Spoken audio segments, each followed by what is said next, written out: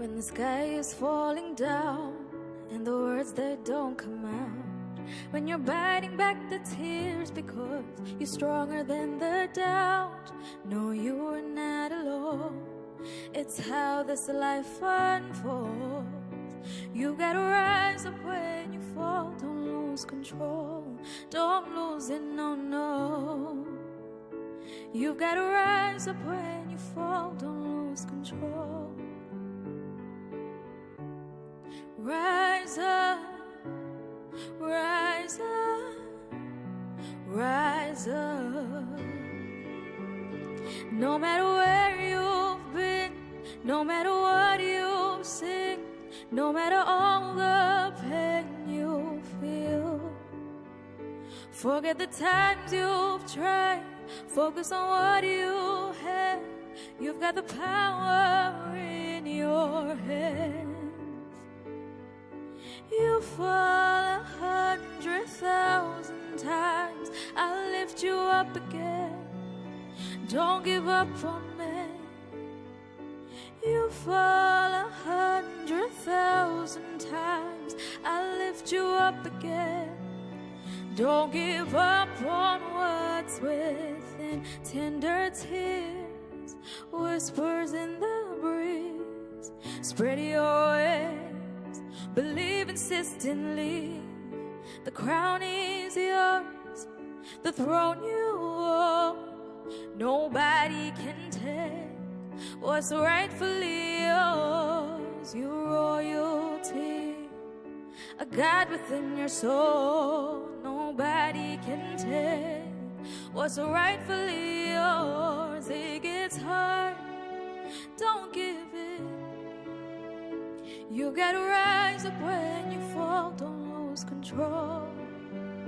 No matter where you've been, no matter what you've seen, no matter all the pain you feel, forget the times you've tried, focus on what you have. You've got the power in your hands. You fall 100,000 times, I'll lift you up again. Don't give up on me. You fall 100,000 times, I'll lift you up again. Don't give up on what's within. Hi guys, my name is Yashna, singer-songwriter from Durban in South Africa. The funds from this year's Masonic Spring Ball will be used for the Masonic Homes, the COVID feeding scheme, as well as the Little Mason Fund. Thank you to Yashna from Durban for that excellent opening song. Good afternoon and hello to all of you who have joined us from wherever you may be in the world today. I'm honored to be here as the host of the first online Masonic Spring Ball fundraising event held in Southern Africa. And I'd like to begin by saying how grateful I am to all of you who have taken the time and made the effort to join us today. My name is Right Worshipper Brother Tom Hardiman. I'm the Provincial Grand Master of the Southern Division of the Grand Lodge of South Africa.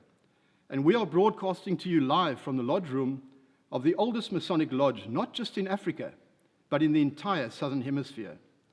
Lodge de Goede Hoop, number 1 on the roll of the Grand Lodge of South Africa. Now, there are primarily 2 types of people in the world when you boil it all down. You've got your talkers and you've got your doers. Unfortunately, most people are just talkers, aren't they? And man, can they talk a good game. But when all is said and done, it's always the doers that change our world, isn't it?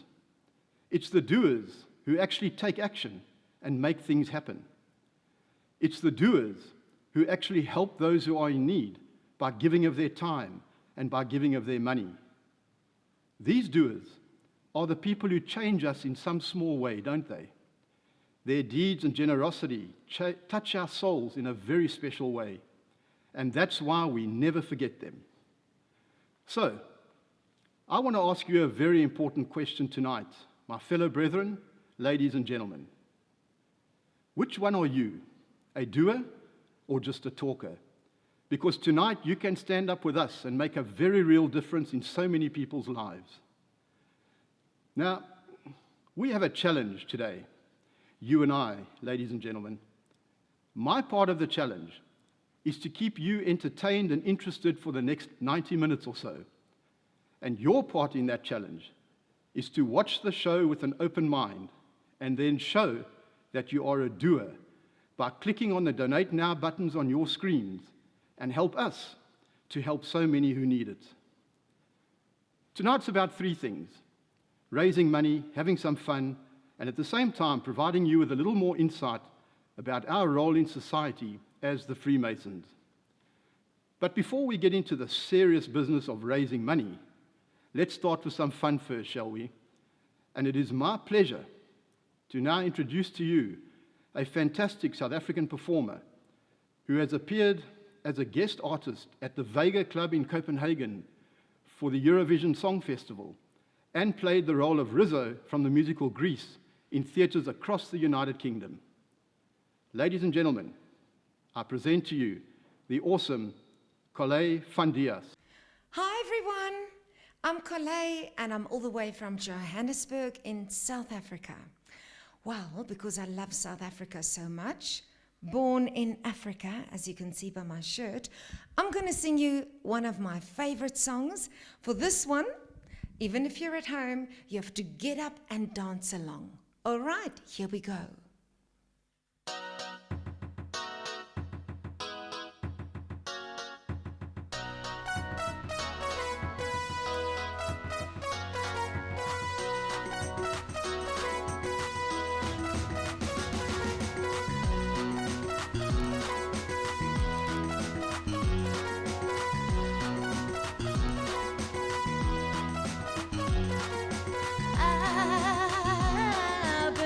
In the rain at Chabolane,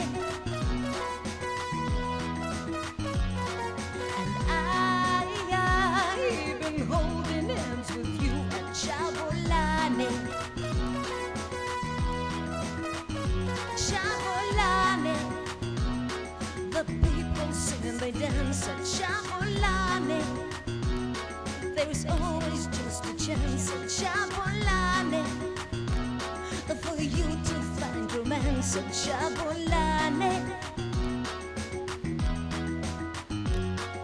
Yeah, yeah, yeah, yeah, yeah, yeah, yeah.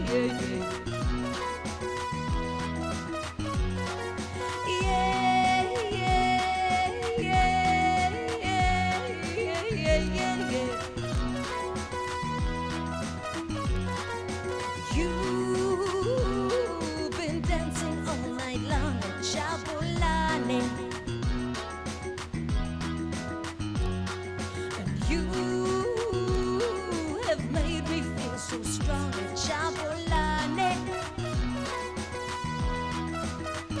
Chabolane, the people sing and they dance at Chabolane. There's always just a chance at Chabolane for you to find romance at Chabolane. You can sing and dance and love and feel at Chabolane. Yes, you can sing and dance and love and feel at Chabolane. Chabo, chabo, Chabolane. Chabo, chabo, Chabolane. That's it, the guys must sing low. Chabolane, chabo, chabo, Chabolane. We have had a lovely day at Chabolane. And we wish that we could stay at Chabolane. Chabolane, the people sing and they dance at Chabolane. There's always just a chance at Chabolane for you to find romance at Chabolane.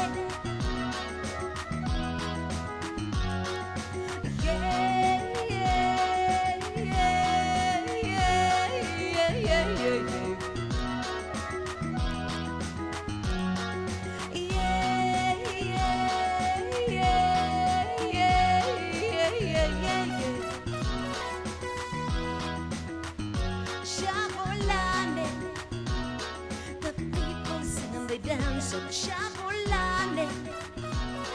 There's always just a chance at Jabulani.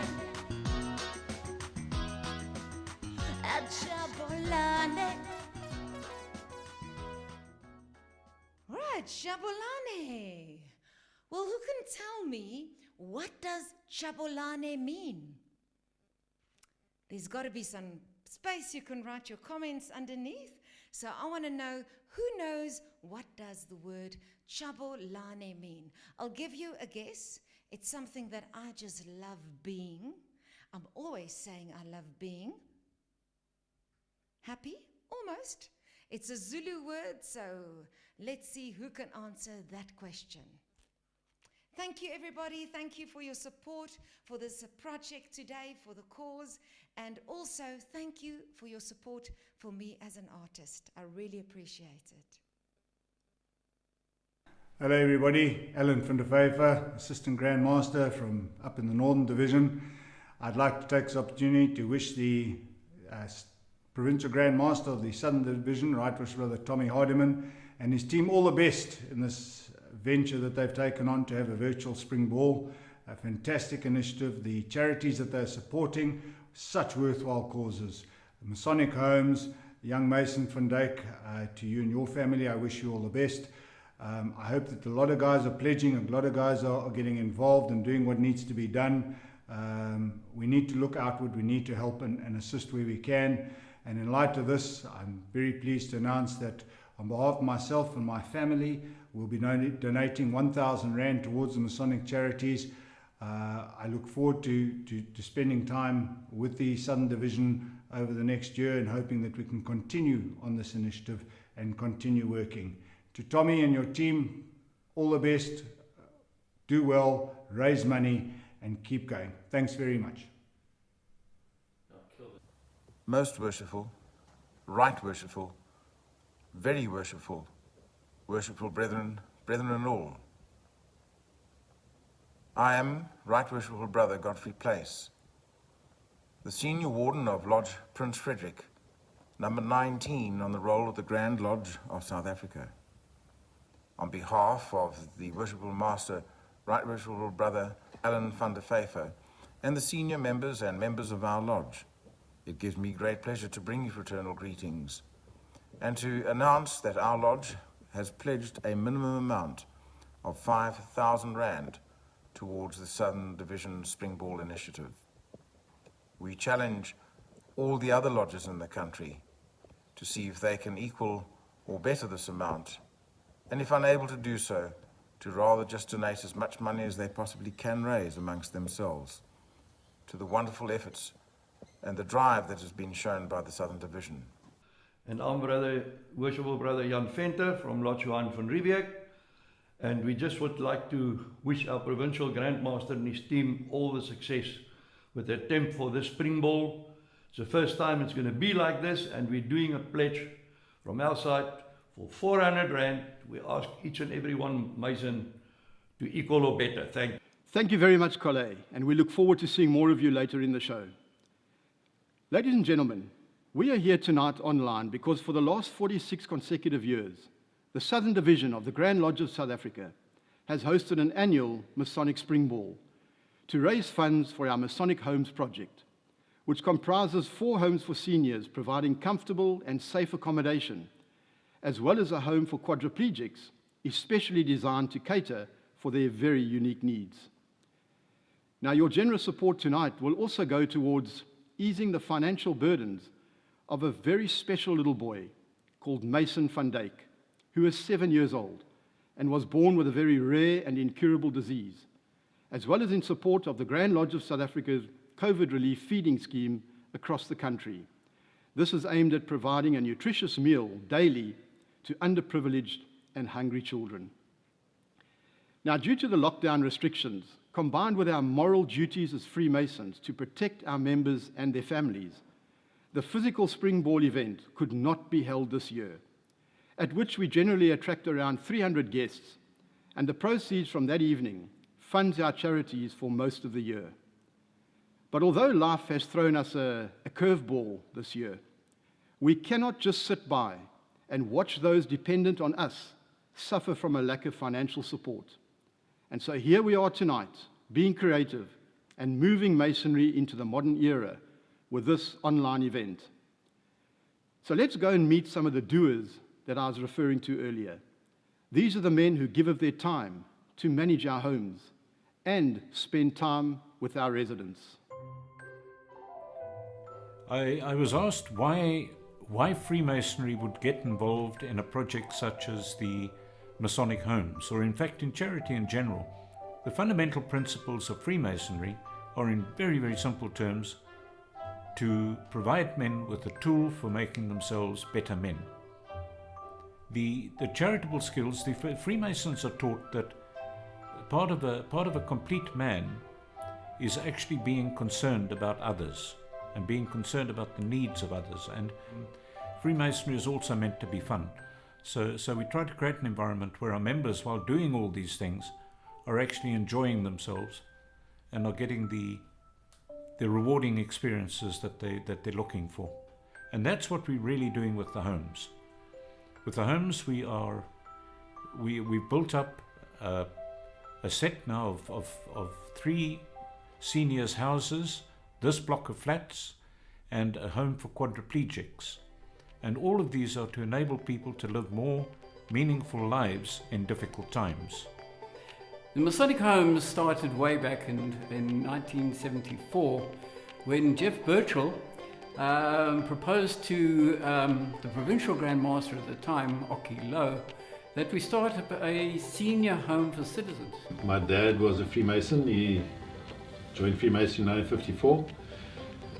He was a member of the Royal Air Force, welfare officer. He had a lot to do with ex-RAF members who were now destitute or in a bad place because of their pension running out of money. So that's what gave him the idea, I think, to start something for the Freemasons, because as you get older, we don't always provide sufficiently for our old age. It was only under Andy van Niekerk's reign as Provincial Grand Master that this plan went into fruition. Andy triggered the project, and he was incredibly fortunate in that he had Jeff Birchall, who took responsibility for the fundraising aspect of it. He decided, with the help of other guys, to have a springboard to raise funds for a home for the seniors. The Spring Ball came into being right at the start of this whole project, and somebody decided to be a good idea to ask the audience to make pledges to assist in the development of the project. We have a record now of having successfully run homes for seniors for something like 37 years. It's not, we're not coming along with some proposed scheme that we hope will work. We're actually looking after a scheme which does work, which works extremely well, and which has enhanced the lives of a large number of people. And we're really looking to enhance the lives of a whole lot more. The Masonic Homes have got one main fundraiser. Once a year, we've got the Spring Ball. And as you all know, the Spring Ball is not going to take place. Well, I think that the most important thing with regard to the Spring Ball is the fundraising event to support the Masonic Homes. Spring Ball traditionally has been going for something like 44 years now, and this is in fact the first year in history that we haven't been able to run a Spring Ball because of the COVID challenge. This year, due to the COVID pandemic, that there was no Spring Ball as such, which is the main fundraiser for the Masonic Homes. Without the Spring Ball money, we would be sorely lacked in being able to continue our work amongst the elderly. The event that we're holding today is a completely new venture for us. We've never done anything like this before. We're feeling our way on it. But the one thing we do know is that with the commitments that we have to a significant number of people now, it darn well has to work. And therefore the fundraising, which is essential to the Home for Seniors, cannot be raised without resorting to pledges from the brethren and other friends of our order. It's a lot of money to keep all the Masonic Homes running every month. The electricity and rates and taxes and all that, and to keep the places in a good order. The cost of running the homes, we do charge rental, it's very subsidized, but with the rising cost of utilities, electricity, water, sewage, refuse, it's quite difficult to run the homes. The costs from the city, costs from insurances, for materials, for maintenance, are all increasing at about between 8 and 10% a year. But it doesn't alter the fact that we still have these commitments to our residents. We still have a need to provide assistance. It's costing a lot of money to do that. It's not just you snap your finger and it's there. Father Time will creep up on us all, make no mistake. Some people will be fortunate enough to have made provisions, others would not have been. And it is for that reason in particular that the Masonic Homes steps in. The whole requirement, or the whole emphasis, is to attract funding from individuals, from lodges, to reach a target which will make our homes sustainable. Any form of funding, donations in any kind is beneficial, obviously for the residents.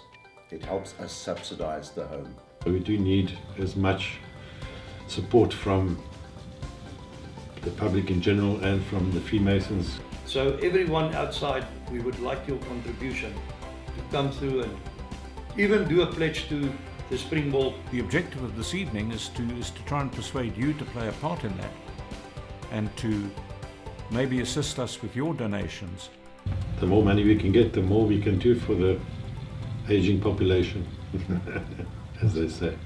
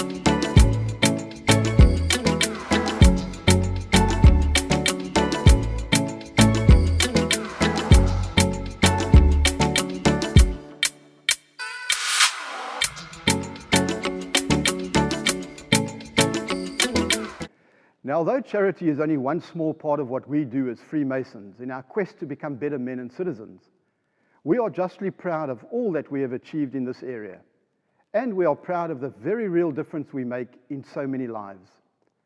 The Freemasons of Cape Town donate substantial amounts every year to charities such as the Society for the Blind, Homes for the Elderly and Quadriplegics, and in student bursaries through the Masonic Education Fund, which is some 123 years old and still going strong. So tonight, I'm excited to give you all a closer look at our Masonic homes. These homes make a very real difference in so many people's lives. And without any further ado, let me introduce to you our flagship home, being Desmain Lodge.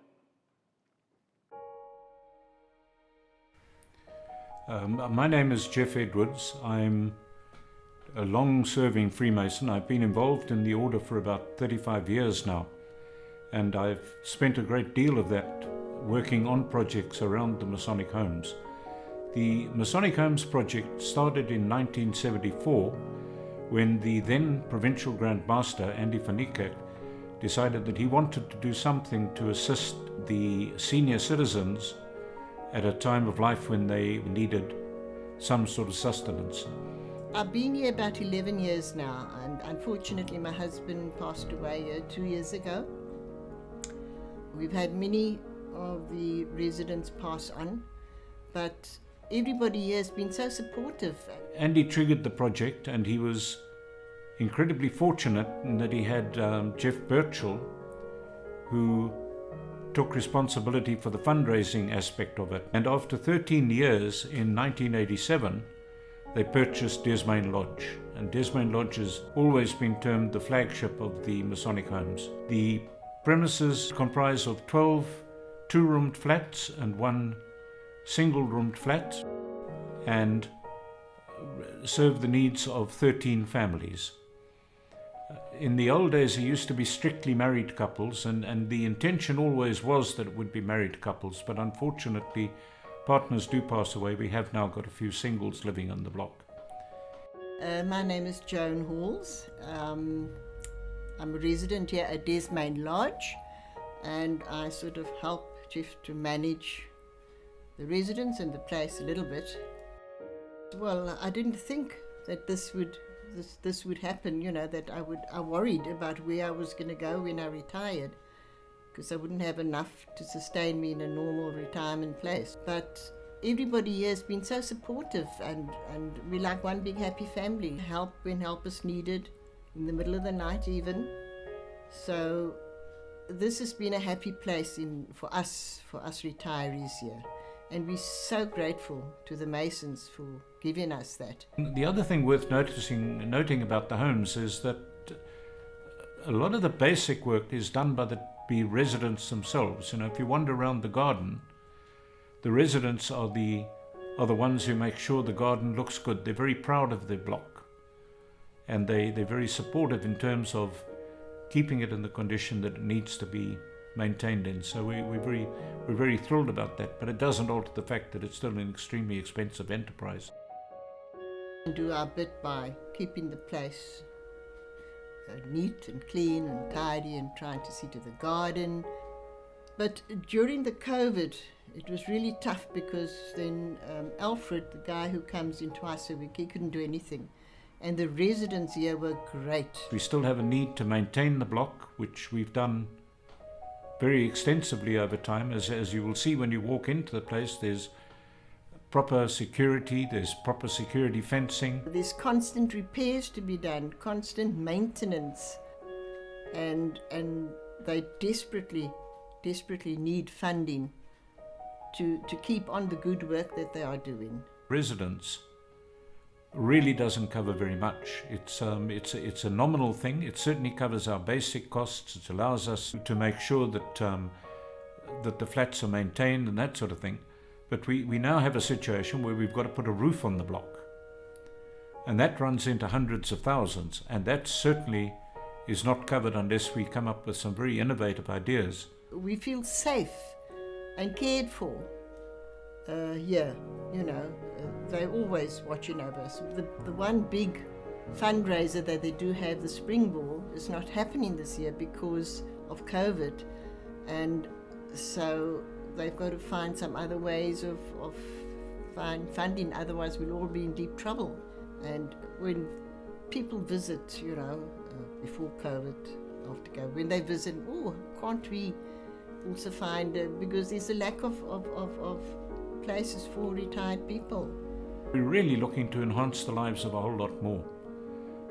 While the immediate objective is to cover the costs of the year, the first prize would be if we could raise a lot more money and start to enter into other initiatives. The Masons do a lot of good, they do a lot of funding, but they do need more funds to carry their homes, because it's not just this home, there are several others. It is a safe haven for all of us, and we all feel very blessed and thankful to the Masons for providing these homes for us.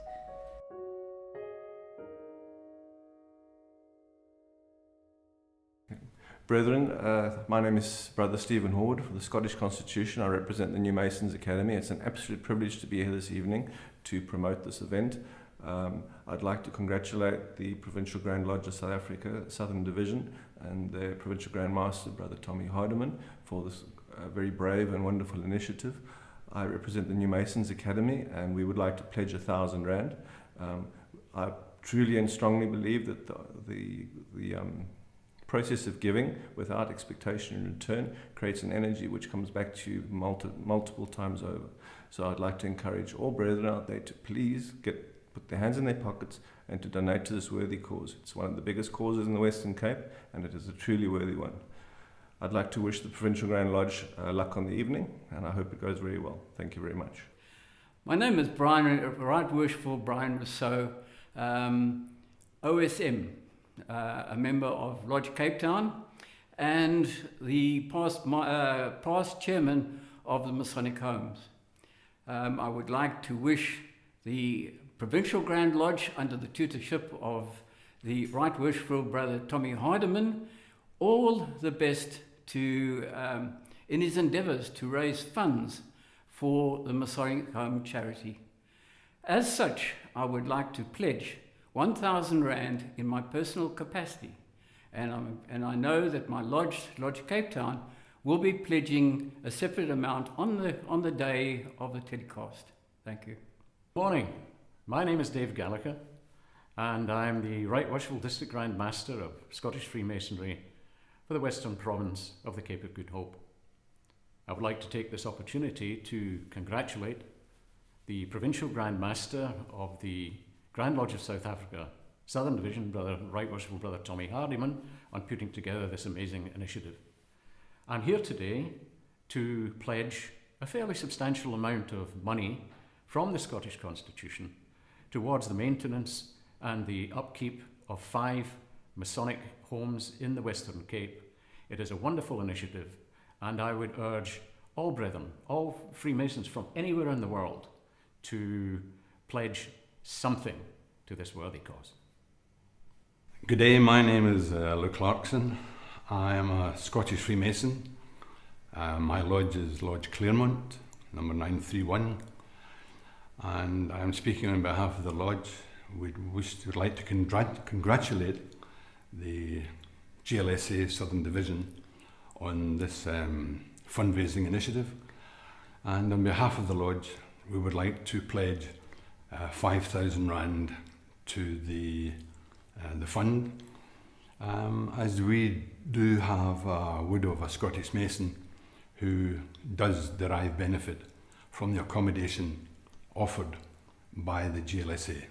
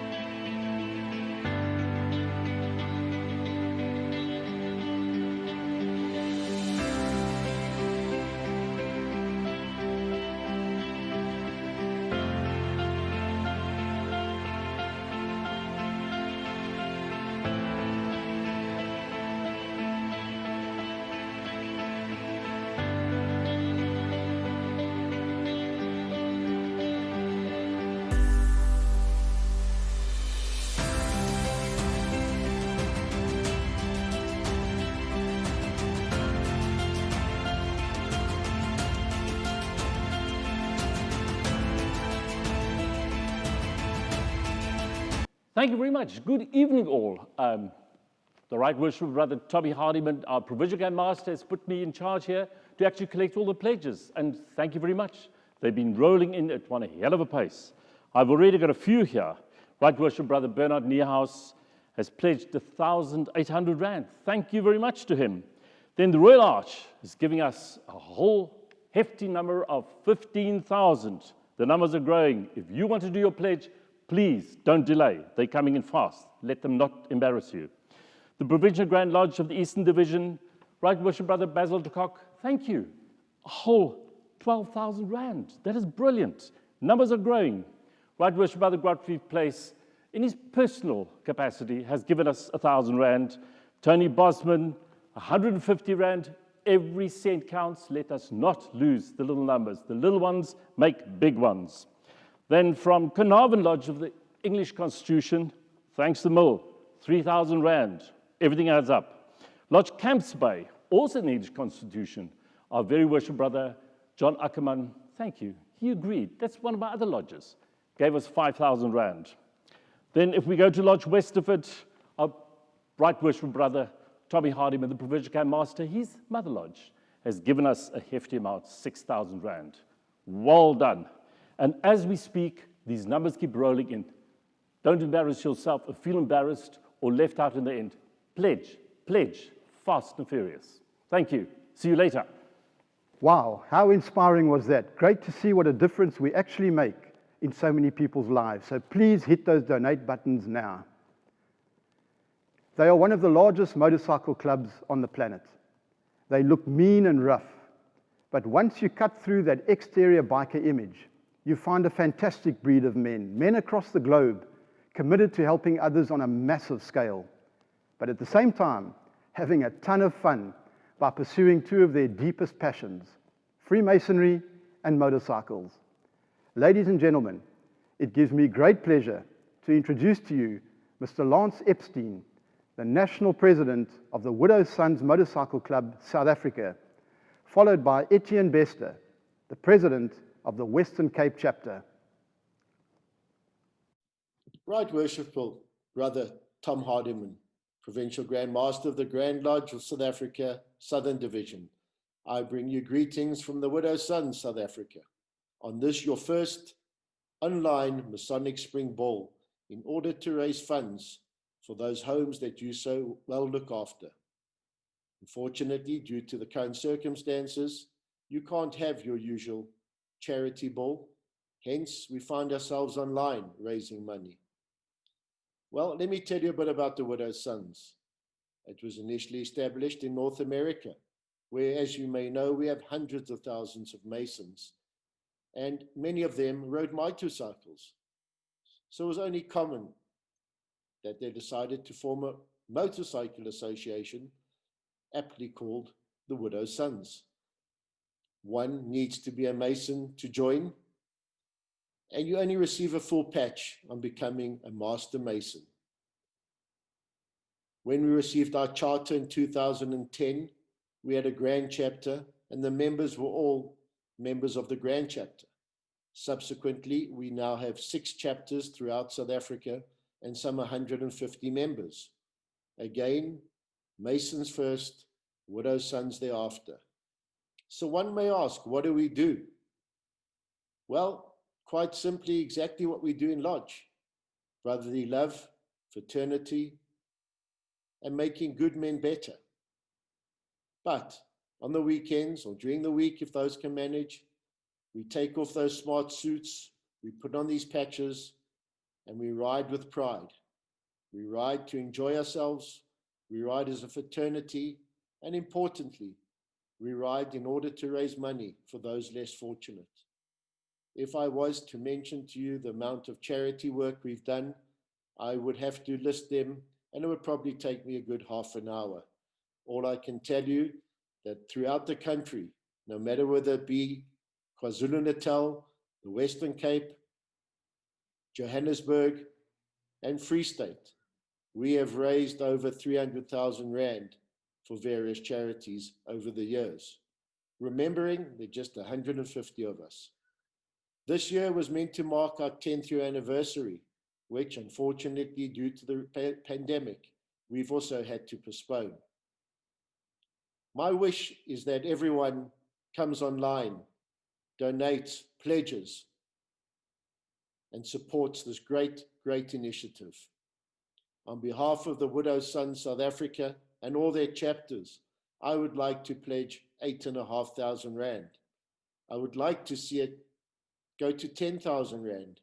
And I'm going to ask the Assistant Grand Master, Right Worshipful Brother Adam van der Vyver, who's a widow's son, to top it up to the 10,000 Rand mark. Right Worshipful Brother Tom, I thank you for this opportunity you have given us. I wish you all the very, very best on your online spring ball. And without further ado, I'm going to hand you over to the president of the Widow Sons Western chapter, who's going to give you a bit more information, particularly since they are based in the Southern Cape. I thank you one and all, and I hope you make a success of today's event. Thank you, Brother National President. Right Worshipful Brother Tommy Hardiman, Provincial Grand Master of the Grand Lodge of South Africa Southern Division, members of the Grand Lodge, and all the members in the Southern Division. I, Right Worshipful Brother Etienne Pester, Provincial Assistant Grand Master of the Irish Constitution in the Southern Cape Province, and President of the Widow Sons Western Cape, better known as the Hiram's Ashless Western Cape, would like to, on behalf of the members of our chapter, extend a warm and fraternal greeting to you all. In the absence of an auspicious occasion of a physical spring ball this year, the Widow Sons Western Cape would like to congratulate you and your members on the first endeavor to raise funds online for the various Masonic homes, the Masonic COVID Relief Feeding Scheme, and for the medical care for a young boy, Mason van Dijk, that suffers from a very rare disease. It is with great pleasure that I reiterate the pledge that was made by the Widow Sons of South Africa, as all our chapters made contributions towards this pledge, and for the wonderful heart of our good brother, Right Worshipful Brother Alan van der Vyver, for his top-up pledge to make it a cool 10,000 Rand. The Widow Sons Western Cape was established on the 6th of May 2012 and has grown from strength to strength, cementing fraternal and social relationships amongst all four of the constitutions here in our beautiful province. It must always be remembered that we are Masons first before we are Widow Sons, and that the Widow Sons was established in order to support the widows and orphans of our brethren. As Brother Lance Epstein, our national president, stated, we have supported too many charities to mention by name. But the Widow Sons Western Cape is currently busy on a huge project with an NPO called Sisters Incorporated. This organization creates a safe haven for abused women and children to escape their abusers. The project entails supplying of gift bags to assist them as they arrive with absolutely nothing, and also the maintenance to their facility. I would like to thank the District Grand Lodge of Mark Master Masons of South Africa Western Division for their pledge of assistance in this project. Further, Right Worshipful Brother Hardiman, I personally know that it was your intention as an avid motorcyclist to also join our chapter. So we are looking forward to sharing the road and fellowship with you in the near future. Congratulations on your event today, and we wish you all of the very best in raising the funds needed for these wonderful charitable causes. I thank you for the opportunity for us as the Widow Sons of South Africa and Western Cape to be a part of these proceedings. Please have a fantastic evening. And what a fantastic job they do, I'm sure you'll agree with me. Lance, Etienne, and to all the chapters of the Widow Sons South Africa, thank you for your phenomenal support this evening. It's sincerely appreciated. And now we're going to cross over to one of our sponsors of the evening, Worshipful Brother Louis Kricher from African Dreams, who's going to make a very exciting announcement this evening.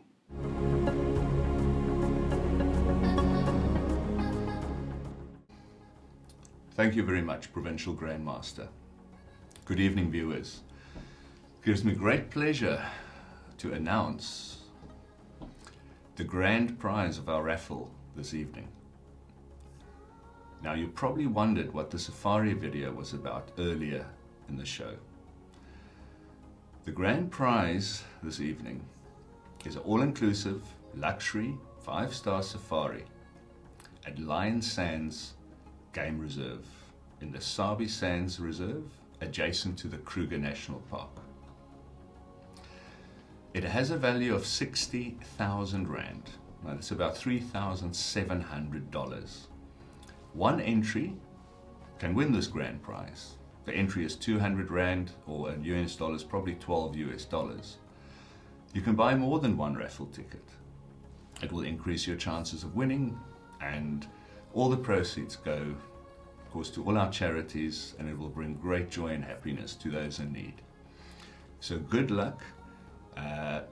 The raffle will close shortly, so use the next 10 minutes and get some more entries, increase your chances, and I really look forward to seeing you on the other side. A special thanks to Robert Moore of Lion Sands Game Reserve.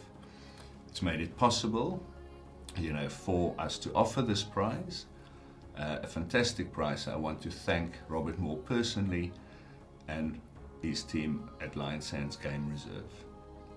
The Moore family has been custodians of Lion Sands Game Reserve since 1933.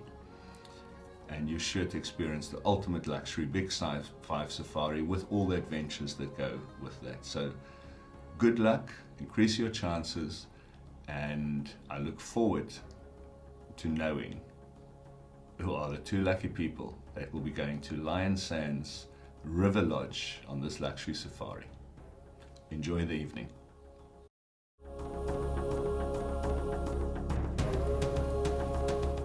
That is a phenomenal contribution, Louis. Absolutely fantastic. Ladies and gentlemen, only 200 Rand for a chance to win an extraordinary experience at the 5-star River Lodge. And as you heard, there's no expiry date on this prize.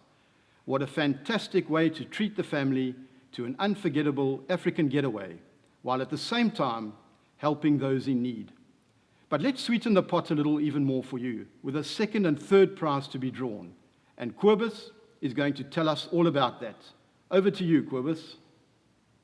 Thank you, Right Worship Brother Tommy Hardiman. Raffle prizes. Let me show you these prizes. First of all, we have a beautiful set of handcrafted pens in African wood, a ballpoint and a fountain pen to the value of 5,000 Rand with beautiful gold detail. We then have a box of Mount Vernon handcrafted estate wines, internationally won many, many awards, 6 bottles. Then, of course, we have the Mount Vernon rhino tears. In South Africa, we have rhinos being poached daily. They talk of about 3 rhinos per day. We look at the figures in 2008 of 83 rhinos poached. In 2017, 1,028 rhinos poached. A beautiful bottle, magnum bottle of red wine. Be reminded, Mount Vernon actually today 30 Rand from every bottle sold. Win this prize. Something lovely to have on your shelf. Thank you. And thank you to John Hooper and the team from Mount Vernon Wine Farm for this generous donation, and to Brother Rob Eden for the awesome pens. So ladies and gentlemen, why wait? Do it now. Find that raffle button, click on it, and please make sure you use your name with the word raffle as the reference. And I think while you're getting your raffle tickets, let's have an update on how generous you, our viewers, have been so far. Over to you, Kobus. Thank you very much, Provincial Game Master. I think we're running with this one. It's going excellent. I think we're sitting on about 35,000 at the moment. The pledges are rolling in. I can now tell you that Right Worship Brother, or I think it's just Worship Brother, Ken Marcus from the English Constitution donated a hefty 1,000 Rand. From the bequeathment of Dennis Bernardi's, very Worship Brother Dennis Bernardi's late wife, not ex-wife, late wife. We got a 10,000 Rand. We're looking at Heike Repetic Campbell, wonderful brother, tall, stood fast in Kimberley as their district grandmaster. He gave us a 1,000 Rand. Simonstown Preceptory, Frank Winter, thank you, another 1,000 Rand. And then we're looking at Lodge Fishhook, Frank Winter again, another 500 Rand. Pledges are flowing in very fast, which I'm looking here to. Lodge Protea as far as George in the garden route itself, another 1,000 Rand. Thank you, Brother Charles Smith. I think you got them organized onto that one. Lodge Royal Alfred in Agar, thank you, another 1,000 Rand. And then we've got from Johan van Riebeek, another Afrikaans lodge in the Southern Division. Wonderful lodge, Jan Venter, baie dankie, 2,000 Rand. That was a bit of Afrikaans happening here in South Africa to all those Americans. And then from Malcolm and Tracy Gessler. Malcolm, our worship master from Lodge de Goede Hoop in this beautiful temple we're standing at the moment. Him and his wife have denoted us a hefty 1,000 Rand. Thank you very much. We're looking at the new Masons Academies, started by Brother Stephen Horwood, doing excellent work. They've got a lecture right through the COVID every Wednesday night, 1,000 Rand from them as well. Thank you very much. From the District Grand Lodge of the Scottish Constitution, brilliant. Brother Dave Gallagher, he is the Right Worshipful District Grand Master of Scottish Freemasonry in the Western Cape, Cape of Good Hope, with 5,000 Rand. Thank you to you all. It's happening.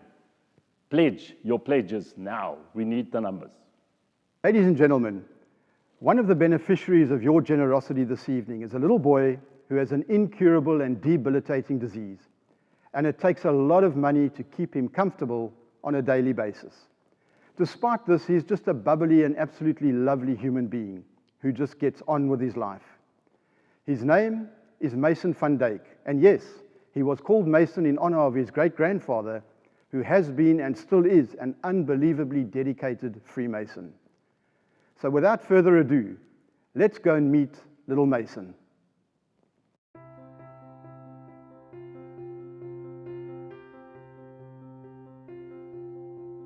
The journey with Mason was very interesting. The skin condition he has is called harlequin ichthyosis. It's a very rare form of skin disease where the body really makes too much skin and it comes off in large scales or plaques, and this is a lifelong condition.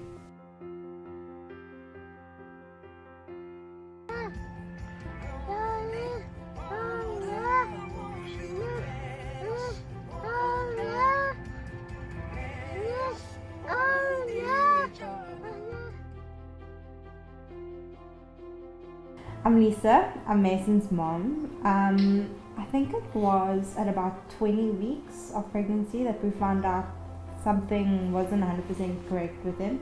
They didn't know what it was, so they drew amnio fluid, they did tests, everything came back as normal. And they told us basically we had to wait until he was born. My name is Paul Keating. I met Mason for the first time on the day of delivery. It was quite a shocking day because we had not expected Mason to have the skin condition which he has. What was quite remarkable was his parents' acceptance of this condition that he has. And it is a very disfiguring condition, and it's quite difficult to understand and accept for somebody who is involved with these type of patients, never mind parents that never expected this. From there, we spent the next 4 or 5 weeks in hospital, living in the hospital. I mean, we became like family to the nurses there. We knew everybody by their first name. They came to his first birthday party, that's how well we knew everybody. I mean, even now still, if we walk into the hospital, it's like a whole journey inside there. Stop at everybody, and you know, they all know him. But yeah, he's developed really nicely since then, and obviously it's a huge adaptation to our lives and lifestyles. And our expectations. And our expectations, yeah. That I mean, changed a lot. you see these things in movies, you think that's going to be how it's going to be to raise a child. It's not. It's not that way. It's very different, especially when you have a child with a special need. Well, Mason's a typical 4-year-old. He loves cars, he loves dogs, he loves his pet Cosmo. Huh? Yeah. What else do you love, Mace? Riding his bikes. Playing with your friends. You ride your bike so fast. Yeah, he's a typical boy. He loves all things with wheels and all things loud.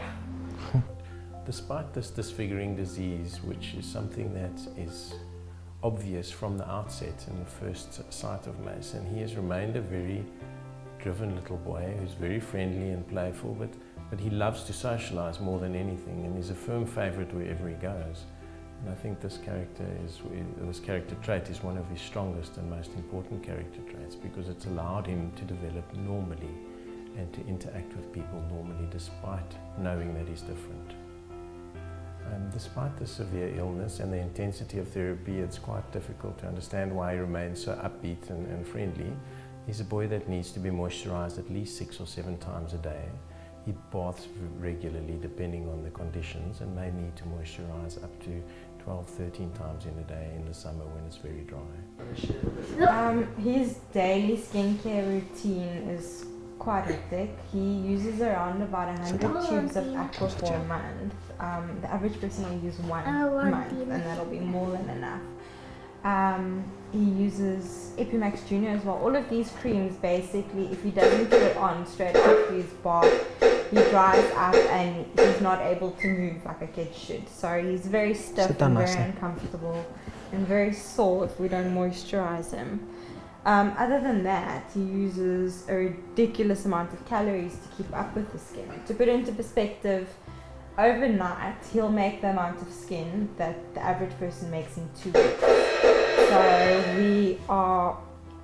we are trying to keep up with his huge appetite, and he's very picky as well to make it more. He gets that from you. Yeah, so he basically needs an extra meal or two a day, and his choice lately has been fried chops. So very expensive taste. Crazy Daisy.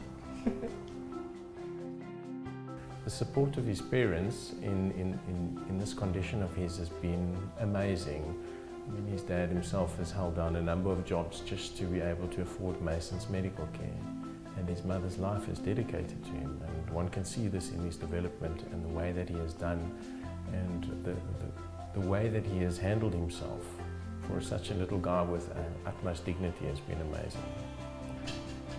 Yeah, so when we go out and things like that, it's just we obviously want people to rather ask us than stay. Yeah. Rather come ask us about it. We'll tell you. Don't yank your kids away. Yeah, he's got nothing wrong with him. He's a normal child. Yes, he's got the skin disorder, but I mean he's normal otherwise.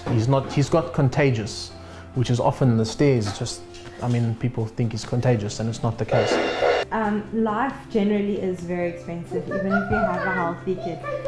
But for Mason, it's extremely high cost. I'm sorry. His moisturizers cost around 11,000 Rand per month, and that's just for That's before his ears and eyes. Yeah. Things like that. And then his medical aid on its own is about 5,000 Rand, and the savings are up before mid-year. Yeah. So out of pocket, we actually have no idea how much we send. We just take it as it comes, and you have to pay for it when you need it. Mason is the only boy in South Africa with a condition. So I think these videos to a large extent is to create awareness of the condition, and once again just to make people aware that there are other differences and different conditions out there, and to be more accepting of those things. Yeah, I mean they gave him 5 days to live, a maximum of, and he's turning 5 now in March, so he's doing very well. A phrase we heard when Mason was born is that different is beautiful. And if you think about it, if we all look the same, how boring would this world be? Yes, 100%. So, different is beautiful.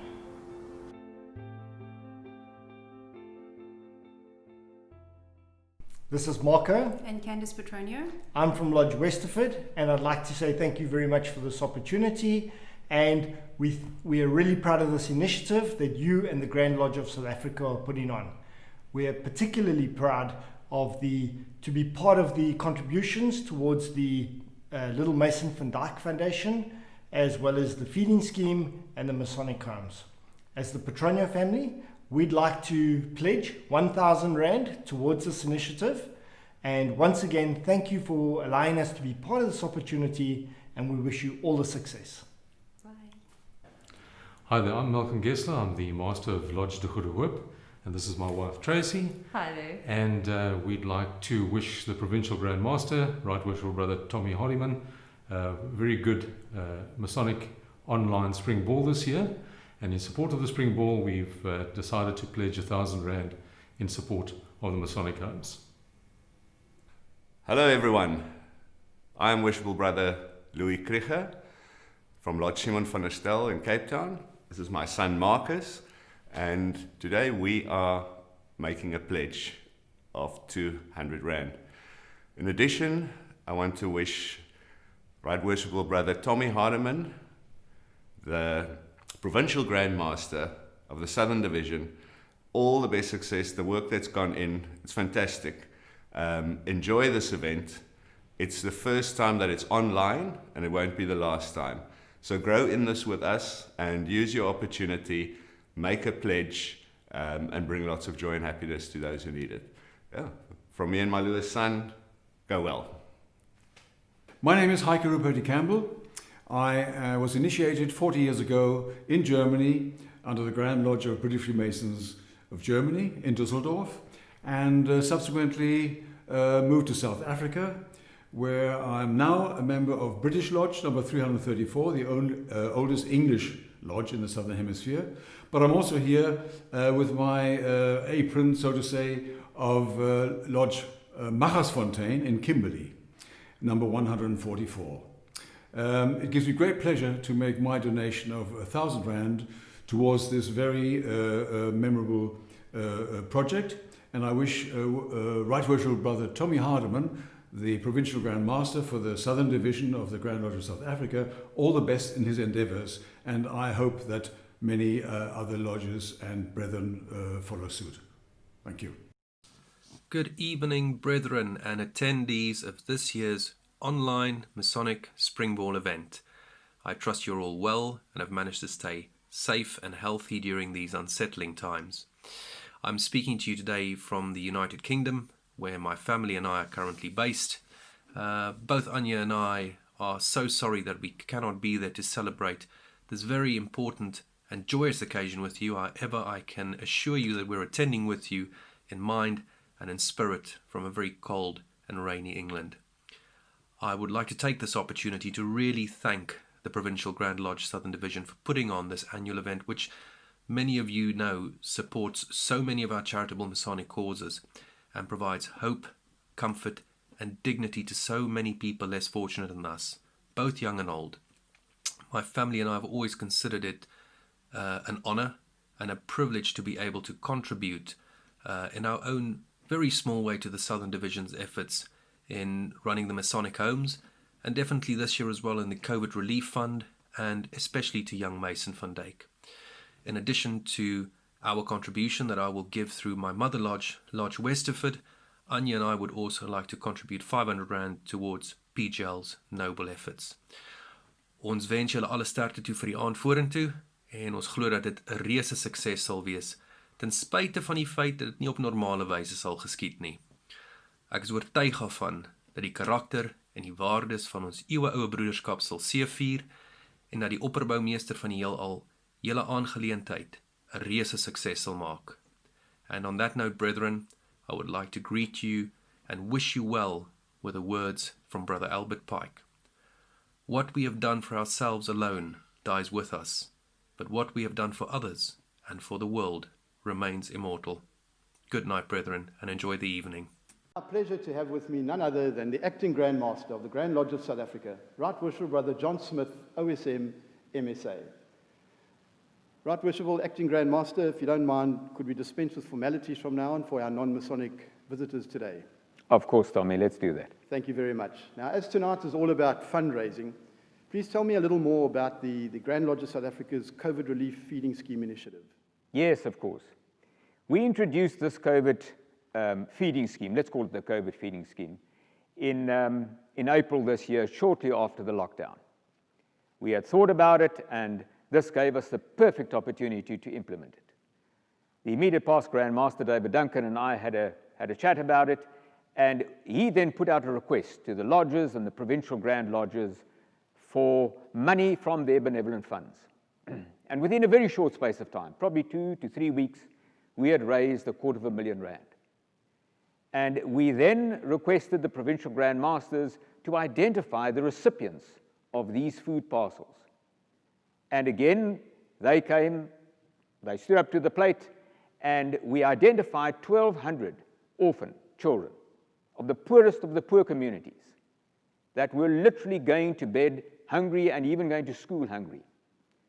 And we identified a very nutritional product, and we have delivered this product to all these recipients, and we intend to do so for 100 days. So we are able to provide them with 120,000 meals. Absolutely fantastic. And having been involved in that first rollout, very well done to you, the past Grand Master, and the Grand Lodge Executive. Fantastic. Thank you very much. Now, before we close, is there anything else you'd like to add? Yes. Add in today, a message to those listening? Yes, please. I'd like to congratulate you firstly, Provincial Grand Master, and your entire team of Provincial Grand Lodge officers, and in fact all the brethren of the Southern Division, on this wonderful, wonderful innovation, We all been looking forward to the normal dinner dance that we've had for the past 45 years. Right. And unfortunately, we cannot do so tonight as a result of the restrictions. So, congratulations on this very interesting virtual spring ball. And I trust that you and your team will raise a lot of money. Because, you know, we need the money for our Masonic homes, we need the money for the other Masonic charities that you look after in this division, and of course, we would like some of that money for the Grand Lodge feeding scheme. So well done and congratulations and the very best of luck to you. Thank you very much. I must admit the event hasn't been without its challenges, but it is something new and leading us into the 21st century. Well, I'm sure you will manage. Thank you. Anything else you'd like to add before we close? I don't think so, except let's have a good, yes indeed, let's have a good evening. And I almost forgot, the Grand Lodge of South Africa will donate 20,000 Rand to this Spring Ball initiative. And I trust that that will give you a good start off for your fundraising event. That is absolutely fantastic.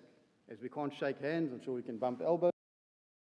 Okay, I'm Daniel Retief, this is my wife Alta, and we've been involved with quadriplegics some 25 years now. In 2001 we built a quadriplegic home in Durbanville Quadriplegic Centre, and in 2004 Masonic organisation purchased this house, which we converted to be suitable for wheelchair users. Okay, my name is Lisa Pitt. I've been here, actually one of the first residents that moved into the house. So yeah, but I enjoy staying here, and it's like I say, it's a privilege to stay here. Okay, my name is Sakiwa Mtwenga. I've been with the house for 1 year, 8 months since last year, which is also equivalent to my number of years in the wheelchair. I fully agree with Lisa. To be here, you better be lucky, because I didn't know about such houses before that they existed, because I used to live a normal life.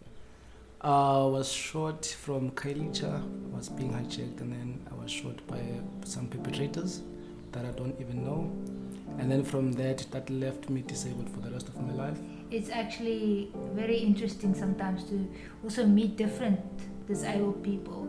You know, sometimes you feel like, I'm the only one in this situation, but then you always get someone that's got it worse than you. You know, someone get born disabled, someone on accidents, whatever the case might be. So I always say you must just take your package and deal with it. You know, I was born disabled, so for me it's I call it the easy way out. I mean, your life adapts every year, every day. Where someone that's in an accident or so, I mean, their whole life changed, their friends, their family, everybody must get used to this whole idea of being disabled. First month or first 2 months I used to close myself in a room and not go out, but since I was speaking with people like Lisa, the staff, I get motivated. It's either, life in a wheelchair is either you give up or you just pull up. Choice you make. Yeah. But I decided just to continue with my life as normal. Yeah. With your parents and that, it's like they protect you and they put you in a corner and make sure everything is alright. Where here you live your life independently. They run their own home basically. We're just there to assist them to run their home perfectly. And the opportunities that you get, I mean, you've got carers that help you, they dress you, they feed you those who need help. Everybody needs help, but on different levels, if I can put it like that. My name is Lungisoma Kwaqaza. I'm a caregiver here. I've been working here for 5 years at Masonic Home. I love taking care of people. We look after them, we feed them, we tend them, we wash their clothes, we clean their house. Let's say we're taking care of the house, of their needs. That's what we do. We're very fortunate. We have fantastic staff here. It has been a very difficult time for them, especially with COVID. And during the lockdown, they really supported this group by not seeing their families, by all the support they gave the quadriplegics was just wonderful. Yes, you learn every day because when I came here, I didn't know anything about disabled people, but if you love it, then it becomes easy. To stay in a home like this is very expensive. You do need a lot of funds, and not just running costs and things like that, but like washing machines, fridges, things that doesn't last forever.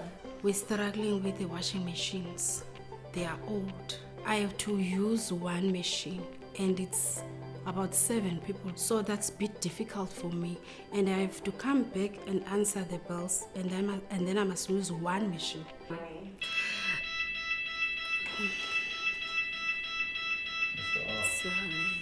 I think to be in a house like this is very expensive to run. And also, for instance, one of our major costs is the staff, because they are available 24/7. So life in a disability, your body changes. So if it's cold, you get cold. Get very cold. If it's hot, you get very hot. So we kind of have to turn our heaters some other time. And then obviously we got electricity costs. So just to try and make their lives more comfortable, more like everyday person's life, we really need assistance from outside people. Please, anything that we could get. I really enjoy staying with them, taking care of them. They are good people, I'd say that. I'd like to urge the community to donate, because we are proof that life continues after everything.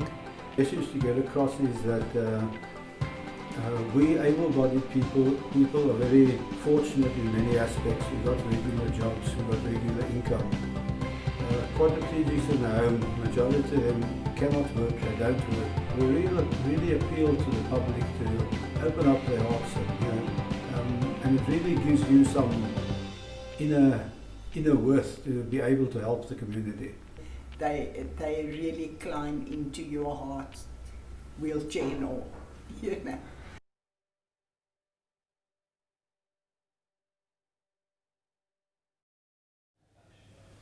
Good evening, Worshipful Master of Lodge de Goede Hoop, Worshipful Brother Malcolm Gesler. It's an absolutely fantastic moment for us, for fundraising for the Southern Division's 46th year, for our flagship projects, the Masonic Old Age Homes, the Quadriplegic Home, the feeding schemes, and all other charitable projects. You, as our Worshipful Master of the #1 Lodge on the roll of the Grand Lodge of South Africa, we really anticipate that as the Worshipful Master of the #1 Lodge, your presence here this evening would augur very well for the contribution that we expect from our #1 Lodge for our charitable projects. Worshipful Brother Malcolm Gesler, on behalf of the Provincial Grand Master and his Provincial Grand Lodge officers, we welcome you, and we look forward to sharing a few minutes with you with regards to how you and your lodge have managed in this COVID period, and what motivated you and your brethren to do more than was necessary in this difficult COVID-19 period.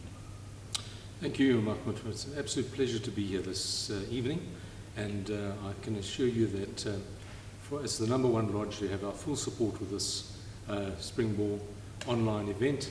And really, I was actually amazed by our brethren during this period, where in COVID we thought we would actually struggle more than we would have normally struggled, because our brethren have been taking some serious strain with regard personally and within their businesses. Sure. But I have some good news for you.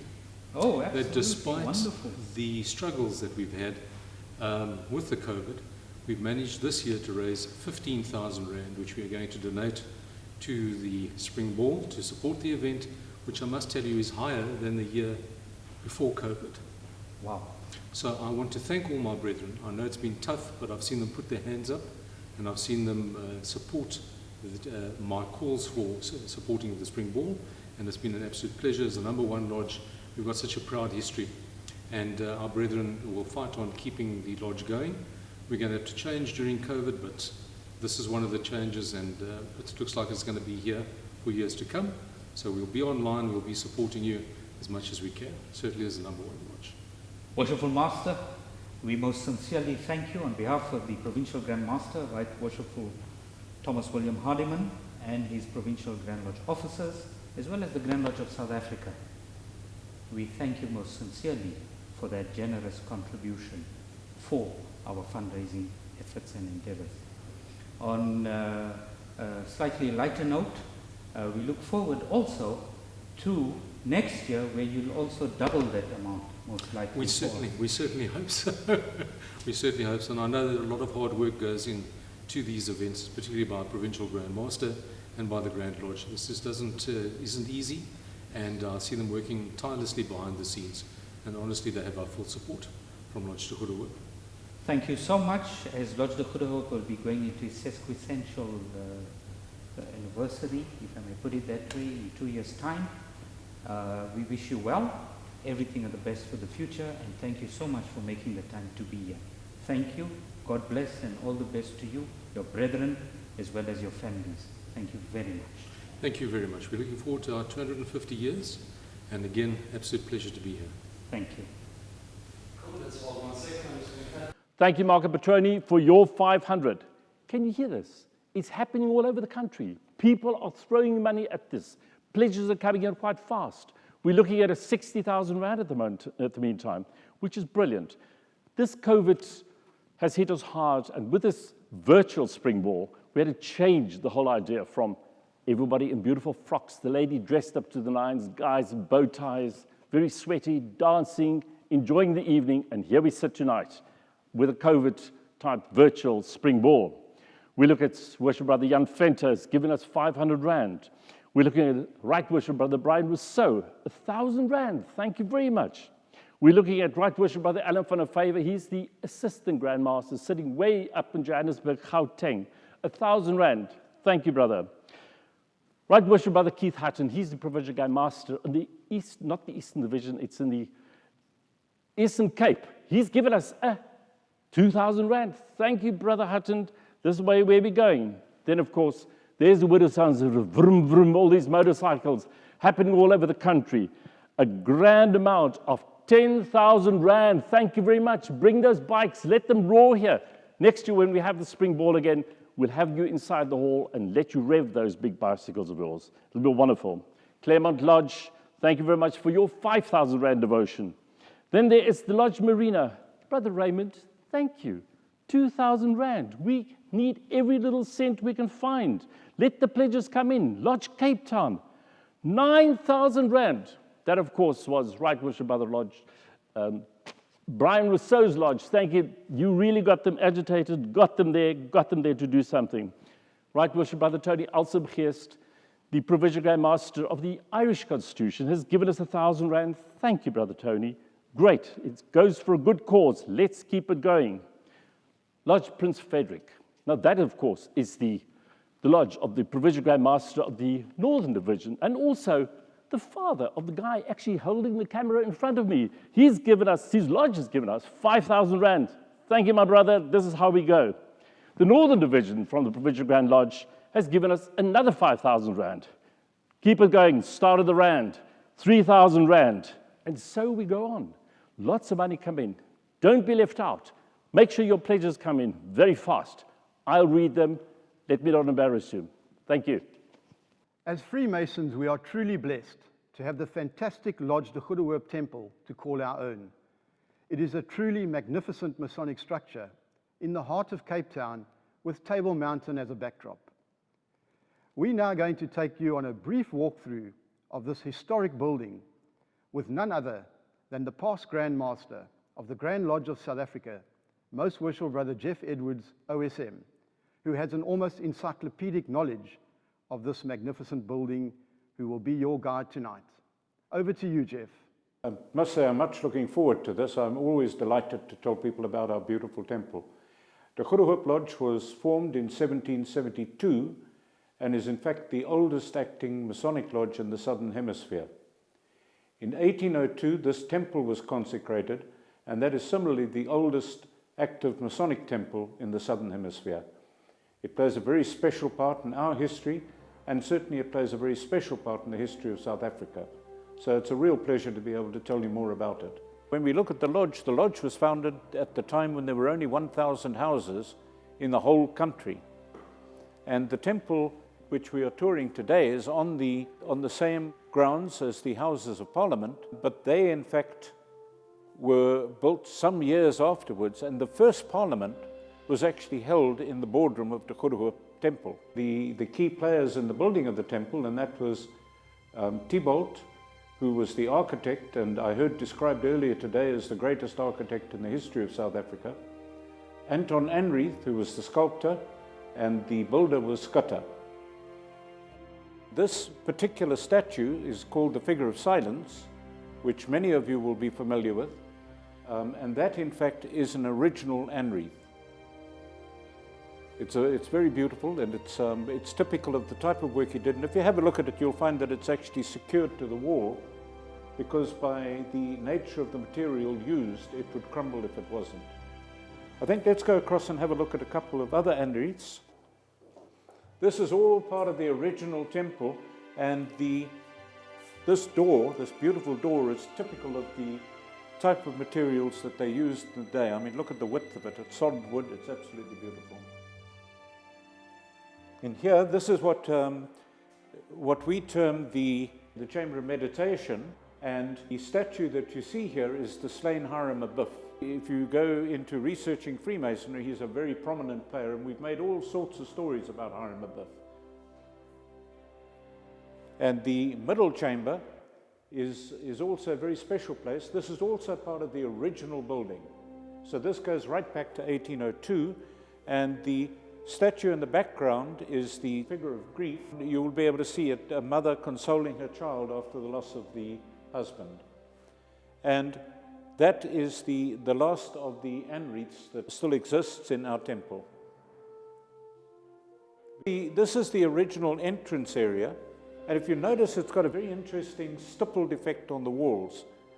And we were confused about that for many years. We weren't sure what it was all about. And then fairly recently, we had an architectural student come in, and he pointed out that it was to depict the temple. It was supposed to be foliage. It was all painted green and brown, and it was created an effect of this being an outside area. In fact, they painted the roof blue, and it made it a very interesting area. The Honours Board of Lodge de Khuruhup itself goes back, as you will see, to 1772. If you go through it, if you go through the names on there, you will see some more than interesting people. I should point out, incidentally, that the main temple is not the way it was originally. There was a major fire in 1892, and it destroyed the main temple. What we've seen so far with regard to the outside areas were right back to 1802 in the original construction. But the main temple was reconstructed after the fire. The main temple itself is an interesting shape for a Masonic temple.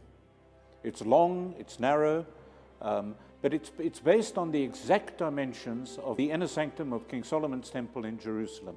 The temple itself, as you will see, is laid out in the Netherlandic type pattern, with the warden sitting at the west and the master's chair in the east. Around the walls of the temple, we have 3 statues, and these were imported to replace the statues that were destroyed in the fire. They are all symbolizing wisdom, strength, and beauty. The first one is the representation of beauty, and that in fact is the Gibson's Venus. The original of that is found in Birmingham in England, and it is the first ever tinted marble statue. So if you have a look at the original, it wasn't white, it's actually, it's painted marble, and she's holding an extremely bright red apple, and she's got a very bright red pair of lips. In the east, we have the other 2 statues that were imported from England, and the one on the right-hand side is the statue of Hercules. That's the Lansdowne Hercules, and he is now found in the Getty Museum in California. There were all sorts of stories about how he got there, and there was rumors about Getty having had a relationship with the Nazis, and they gave it to him as a present. But quite honestly, I'm not too sure about that. But that's where you will find it today. That's the Lansdowne Hercules, and he, of course, denotes strength. And then the final one is the statue of wisdom, which is depicted by the Giovannini Minerva, or the statue of Athena, the goddess of a wide variety of things, including wisdom. She was also the goddess of war, she was the goddess of pottery, she had the most incredible range of things that she was a goddess of. But she is our depiction of wisdom. The Worshipful Master is situated in the east, and in fact we go around it, and I'm not going to take you on all the detail now, but if you go around it you will find that virtually all of the furniture was donated by the brethren immediately after the fire, and you'll find their names on the back of the different pieces and so on. But that in itself is actually very interesting. The ceiling is to depict the night sky, and this one is in fact fairly new. It is a suspended canvas. The original one had reached a point where it perished and split and was unfortunately beyond repair. This one has been put in its place, and we're also thrilled to bits with it. It's very beautiful. And then the final statue, this is a statue of hope. All right, it's a local statue. The others were imported from overseas, but they had a space, and somewhere along the line they put in the Statue of Hope. It was done in Cape Town. It's produced by a Cape Town sculptor, and we actually don't know who did it. We just don't have any records of that.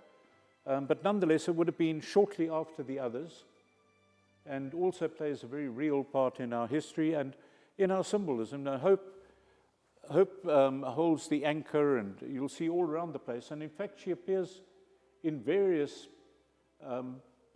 places around Cape Town and around the area. And even the fountain outside in the garden has got a figure of hope in the middle of it. So she has two depictions in the complex. Masonic symbolism is included all over the place. The checkered floor, for instance. In some temples, you will find that they put a carpet in the middle with the checkered floor on it. We don't. The whole temple floor depicts the symbolism of Freemasonry, which says that every man has a role to play in the world, and that each one has to fit in as he is best suited. So if we look at the floor, we have black tiles and white tiles, we have triangular tiles. Each one of them is perfect in its own right, and they have to be combined to make the perfect whole, which is symbolized by the floor that we have.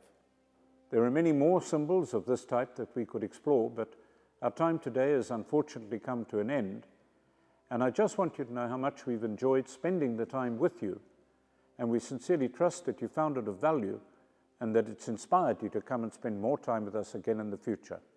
Thank you for joining us. Hi, I'm Charles Smith, the past District Grand Master of the Scottish Constitution in the Western Province of the Cape of Good Hope. I'm representing here tonight the officers and brethren of Lodge Protea. We pledge 1,000 Rand and wish to congratulate Right Worshipful Brother Tommy Hardiman and his team on a very successful online spring ball. Hi, my name's Chris Haili. I'm the Master of Lodge Unity of the Scottish Constitution, and I'd like to wish the Grand Lodge of South Africa all the very best with their fundraising efforts, and on behalf of Lodge Unity, we'd like to pledge 1,000 Rand. Right Worshipful Brother Hardiman. I'm Frank Winter, past Master of Lodge Fishhook, on the roll of the Grand Lodge of Scotland. That's number 1390. We wish you everything of the best for the year that lies ahead, and even more for the spring ball that you're busy putting together. How difficult it is in this time of COVID to organize a dance that doesn't have any music. In my capacity as a past master of the lodge, we pledge, as we've always done every year, an amount towards your spring ball. And my other hat that I wear is that of the Knights Templar, the Sound and Sound Preceptory. We also have, in our role as carers of people, made a contribution to the spring ball every year for the last number of years. Everything of the best, and I hope that it is a very successful venture. Thank you. Right Worshipful Brother Tommy Hardiman, ladies and gentlemen, good evening. My name is Ian Agar and I am from the Scottish Constitution in the Western Cape, and I'm the substitute district Grand Master of our district. I'm also a past master of Lodge Royal Alfred, and I'd like to pledge on behalf of a shop called Kilts and Regalia, 200 Rand, and we wish you all the very best for this evening, sir. Thank you. My name is Ronnie Smith and I am the chairman of this Masonic home in Rondebosch East, which is known as Ted's House.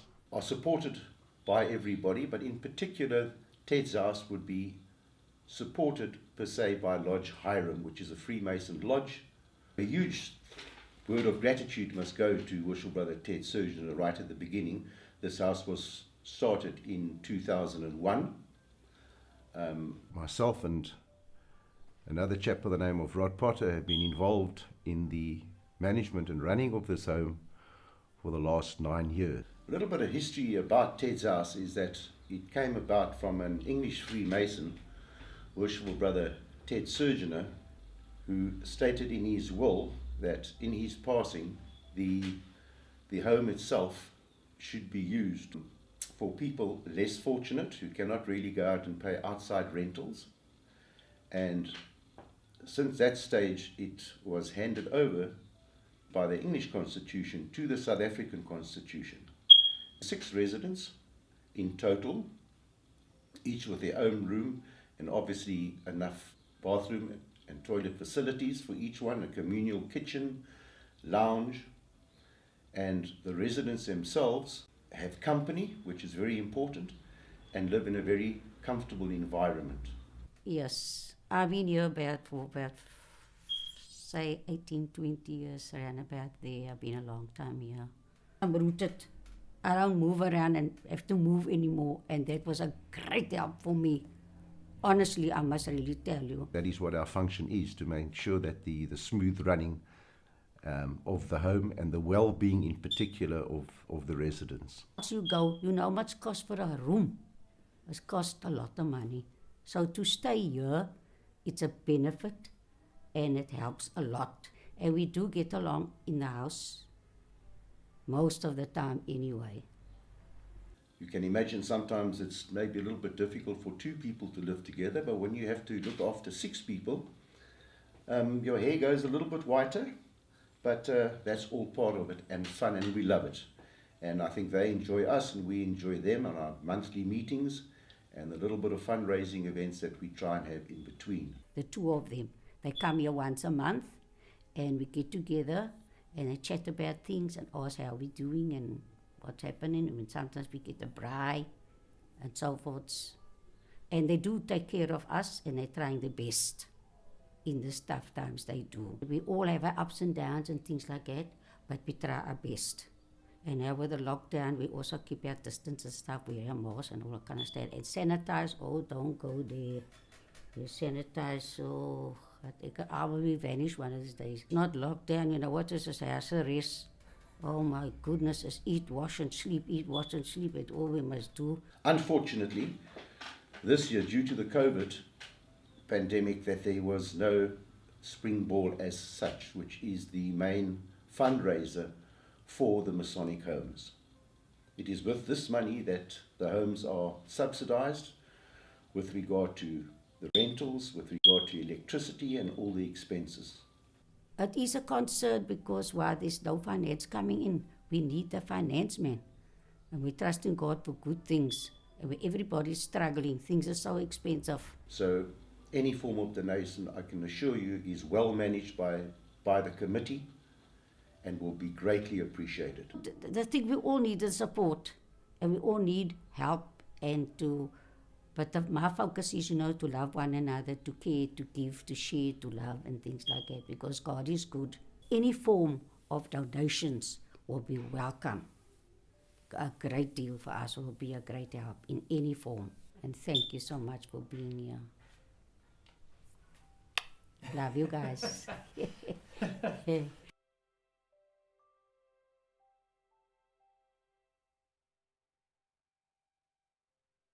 Good afternoon, distinguished brethren of our sister constitutions. It is an absolute pleasure to have you here this afternoon on a wonderful summer's day in Cape Town.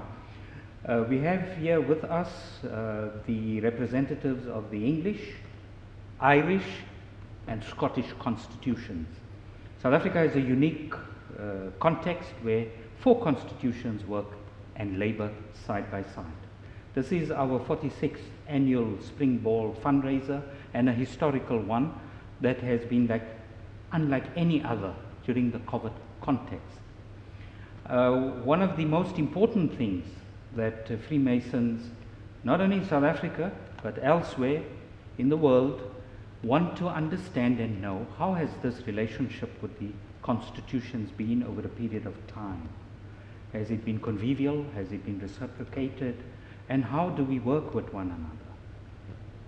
Feel free to respond from your different constitutions, exactly how that pans out from your particular constitution.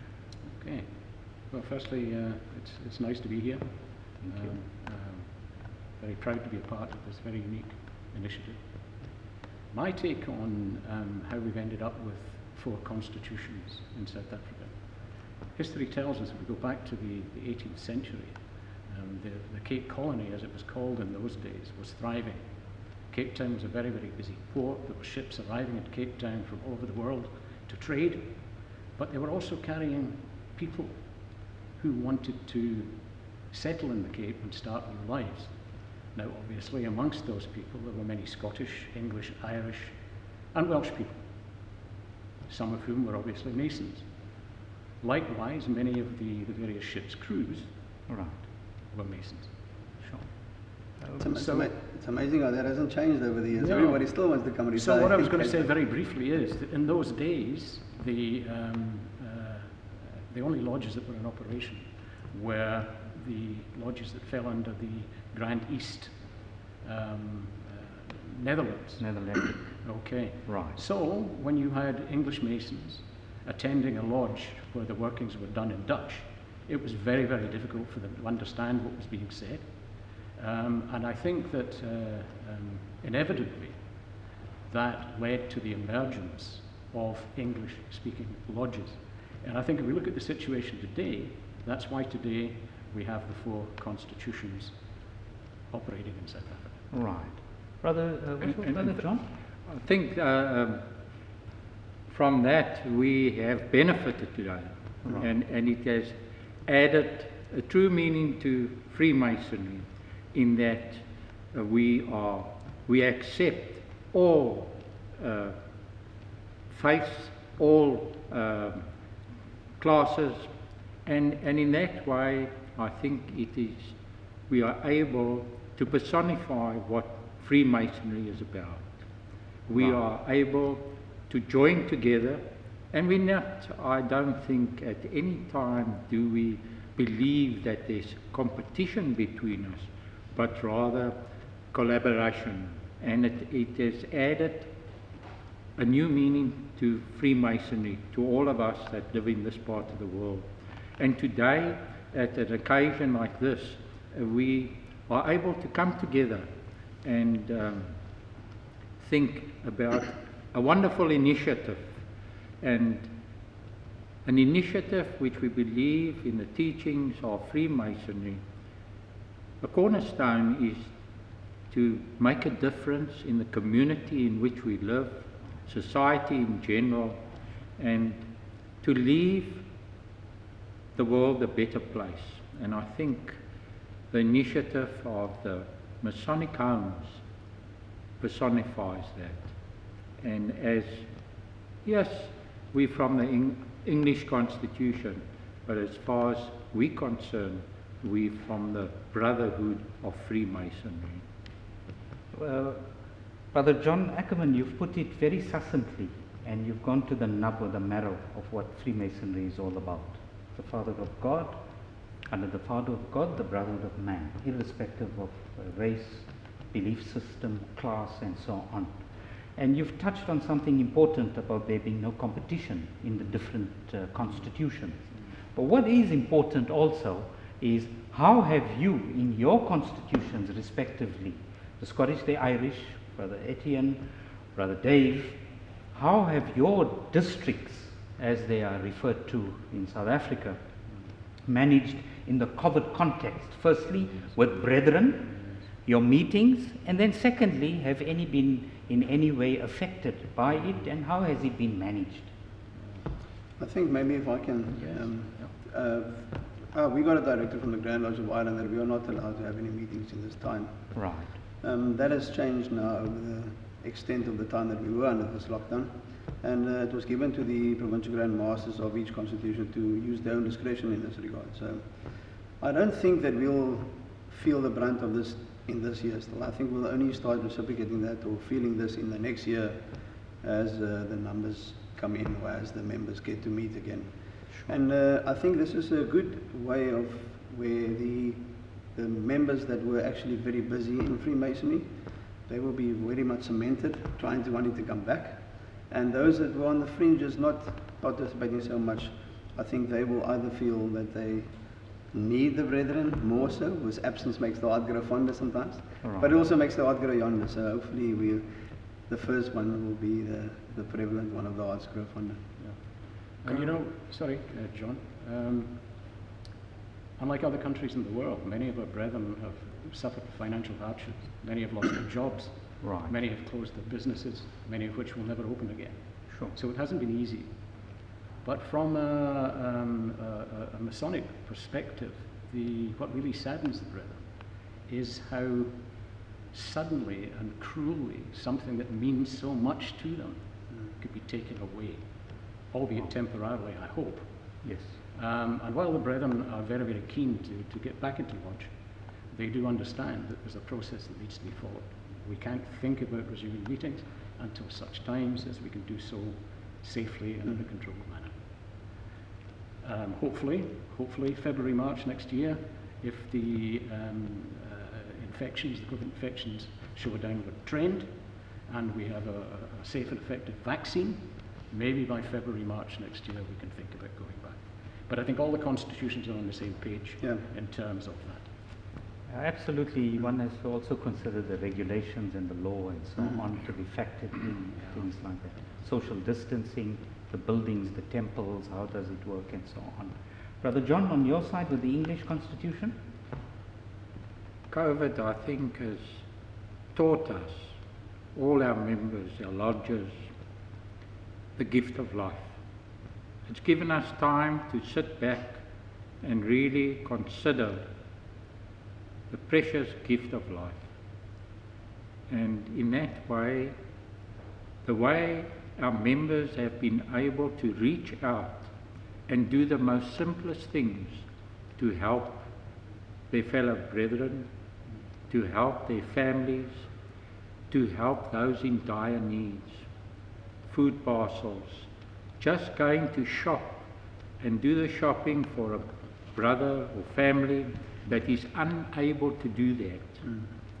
I even can think of, we have resorted to Zoom meetings to maintain the contact, and it's always interesting to see your fellow lodge member you haven't seen before, some you don't recognize, etc. And in one particular group there was one of our older brethren who struggled to connect into a Zoom meeting, and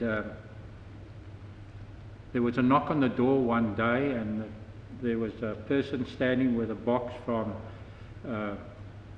some gift company. They said, no, he said, I didn't order anything. And he opened it, and it was a set of headphones and earpiece that a brother had sent to him so that he could join into the Zoom meeting. Yeah. Now that, I think, touched a lot of our members, and in that way we have been able to maintain contact. And yes, we are all keen to meet again in a lodge building, but it's also brought home that the building is just, we could be meeting on an open piece of ground and still enjoy Freemasonry and the camaraderie and yes, Freemasonry is about caring for others and caring for others' families and those in dire needs. And this has given us an opportunity, and it goes, what has been done is far beyond what we ever expected. And we just hope that when COVID disappears, we'll be able to do even more and stronger because of what we've lived during this period, if you can call it isolation. It's been a period of learning. Absolutely. Yeah, I think we're going to respect the quality time far more in the future than what we have in the past, I think. Yeah. No, absolutely. We've got an opportunity to come out of this. Absolutely. Stronger. Better. Right. More committed. In conclusion, any concluding remarks from yourselves and your constitutions? May the Spring Ball of 2020 outdo every other Spring Ball that you've ever had. And may whatever comes out of tonight, may you be able to expand the network of the Masonic homes. And it is truly Masonic homes, not just South African Constitution. And that's why we feel it's important. And if you want to see our constitutions work together, have a look at the Masonic homes. If ever there's a need for that, that time is now. Sure. In terms of which, it's an absolute honour for the Scottish Constitution to be a part, to be associated with this wonderful initiative. As John says, the money goes towards the maintenance and upkeep of 5 Masonic homes. Money will go to, I think, underprivileged children, sick children. In terms of which, if I may, I, on behalf of the District Grand Lodge of the Scottish Constitution, make a pledge of 5,000 South African rands to this very worthy cause. Thank you very much for that generous donation to the Spring Ball fundraising. It will most sincerely be appreciated by our Provincial Grand Master, the Division and the Brethren of the Provincial Grand Lodge Southern Division and the Grand Lodge of South Africa. And also from the Irish Constitution side and Southern Cape Province, we'd like to thank you for making us part of this auspicious occasion. It's not a physical one this year, but also congratulations to the Provincial Grand Master, Tommy Hardiman, and the members of the Southern Cape Province for their initiative, in starting this online process. I think it was great work, and I think this times have sort of pushed us in that direction that maybe this will be the pinnacle one for the future. Right. And we also from the Irish Constitution, I think we've already pledged the past week towards this worthy cause. And like Brother Ackerman and Brother Gallagher said about the Masonic homes, also the COVID relief feeding scheme that the South Africans took part in, and then young Mason van Dijk, who will also benefit from this occasion. So well done, congratulations. I hope that from the Irish Constitution side that this will be a phenomenal event and we will outshine any other event before this. Thank you for your well wishes, brethren. I concur 100% with what my brother is saying there, that all credit must go to the Grand Lodge of South Africa, Southern Division, and particularly your Provincial Grand Master, Brother Hardiman, for all the hard work and having for the insight Absolutely. to even think about putting this thing together. Sure. It's absolutely amazing, and I think it's perhaps setting in motion for the future. Yeah. Thank you so much, distinguished brethren and representative of your constitutions. On behalf of the Provincial Grand Master of Southern Division, I most sincerely thank you for being here, making the time to join us, pledging and supporting this initiative for decades, and looking forward to all the good that will continue and harmony between the different constitutions. Thank you very much. All the best to you and your families. And thank you for the invite. Thank you for having us. Thank you. Thank you. Thank you, brethren. Brethren, ladies and gentlemen, we've hit our 100,000 mark. I want to get to 200,000. At the moment, I've got Golden City Lodge has given us 5,000 rand. That's a lodge up in Gauteng, Johannesburg. Then we've got President Burger Lucy, another 6,000 rand. Brilliant. All our brethren are coming to the party, giving us the money that we need to actually assist and aid these people that are in need. Then, of course, there's Neville Diamond, a brother from America, which has given us 2,000 Rand. Wonderful donation. Americans, show him you can do better. That's what we need. Then, of course, there's little Sheldon Topham, wonderful youngster. I've been the Master of Ceremonies at the Spring Ball for 8 years now. And would you believe every year he saves up his pocket money to come to the Spring Ball and give us his 200 Rand. Thank you very much, Sheldon. That's the way to do it. And of course, his brother wasn't going to be stood on. He gave us a 2,000 Rand. Our new Deputy Grand Master, wonderful person. Then we're actually looking at Frans Appelgrein from the Central Division, 1,000 Rand, and he's pledged 1,000 Rand from the Provincial Grand Lodge as well. Thank you very much, Right Bishop Brother Frans Appelgrein. And then where am I looking here? Eastern Cape. Eastern Cape has given us 5,000 Rand from their Provincial Grand Lodge. Thank you, brethren. Thank you to the Right Worshipful Brother Keith Hutton, their Provincial Grand Master. Brethren there, you're not many, but you've got big hearts. You're giving us a lot of money. Lodge to Goedehoop, my own mother lodge. I salute you. 15,000 Rand. Brethren, that's where the heart is. Let's get it going. And of course, the Grand Lodge. Thank you to our acting Grand Master, Right Worshipful Brother John Smith, OSM, MSA, and dear friend, Brother John, for a 20,000 Rand donation from Grand Lodge. Thanks a million. That's what I like. And then, of course, Lodge to Goedehoop, my little side lodge, another little lodge. A wonderful lodge. People with hearts. 1,000 Rand. They give a lot to charity and even to the Spring Ball. Thank you, brethren. Ladies and gentlemen, the pledges are open. Please give as much as you can. We need it to get this whole charity drive going. Thank you. See you later. A very good evening to Jesse and Jackie Bosenge. Bosenge. I've always been corrected, but now I've been corrected rightfully. Yes. Yeah. I welcome you this evening to our 46th fundraising for the Southern Division's Masonic Spring Ball, for our flagship programs, the old age homes, the quadriplegic home, the feeding schemes, and our other charitable projects. Brother Jesse, you hail from our #1 lodge on the Grand Lodge of South Africa's roll, Lodge de Goedehoop. Yes. It is wonderful to see you and your wife take time to be here with us this evening. Yes, and is there anything you'd like to share with us as to what motivated you to become a Mason, to be with us, to support us in our endeavors, and to regularly do what you do for Freemasonry in this division?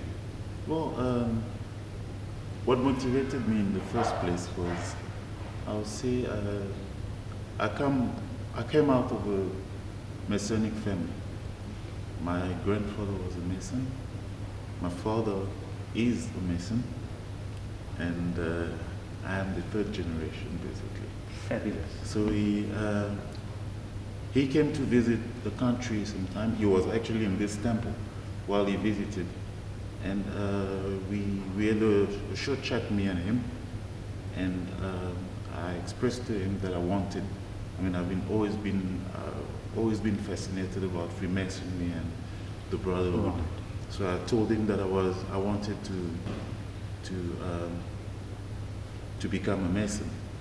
Then he told me something very funny. He said, "It will find you." Amazing.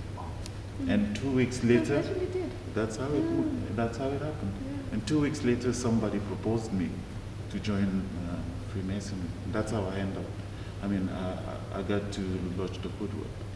And the rest, as they say, is history. The rest, as they say, is history.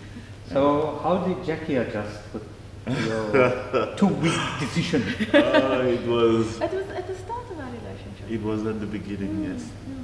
It was at the beginning. Yeah. But it was, when he came to me, I guess there's the stigma about Masonry or whatever it might be, and the Illuminati. So when he came to me, he was a little bit like, how will I react to it? But when he explained a bit more to me, because he's like, okay, as the partner, I need to be fine with it. Right. And for me to also just understand what it's about.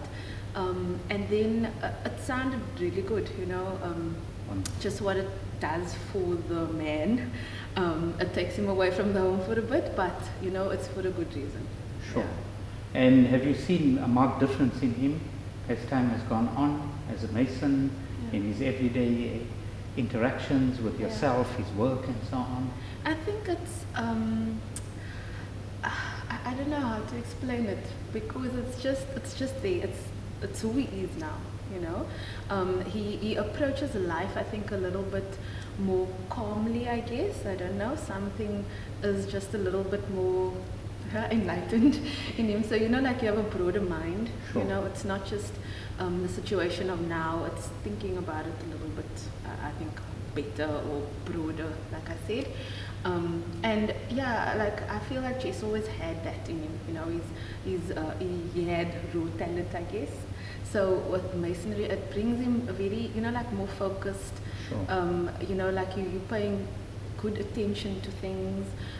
It also gives you good discipline, because I mean, going every month and every 2 weeks, you know, you have to be there on time, and it's a ritual, and he's learning his rituals, and you know, like all of those kind of stuff. It puts a good discipline inside of you, and a disciplined man is a good man. I prefer it that way.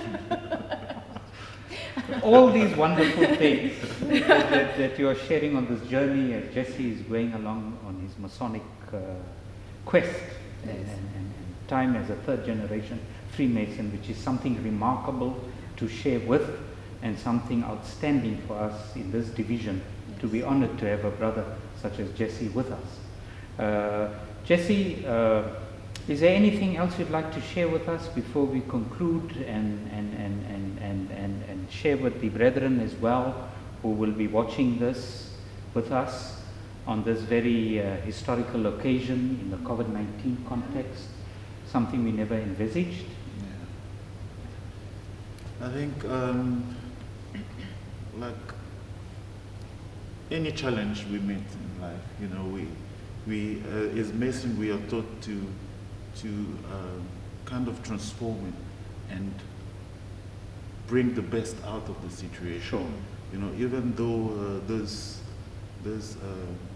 COVID-19 situation was meant to, not was meant to, but brought people apart, kind of separated us in some way, in a physical manner.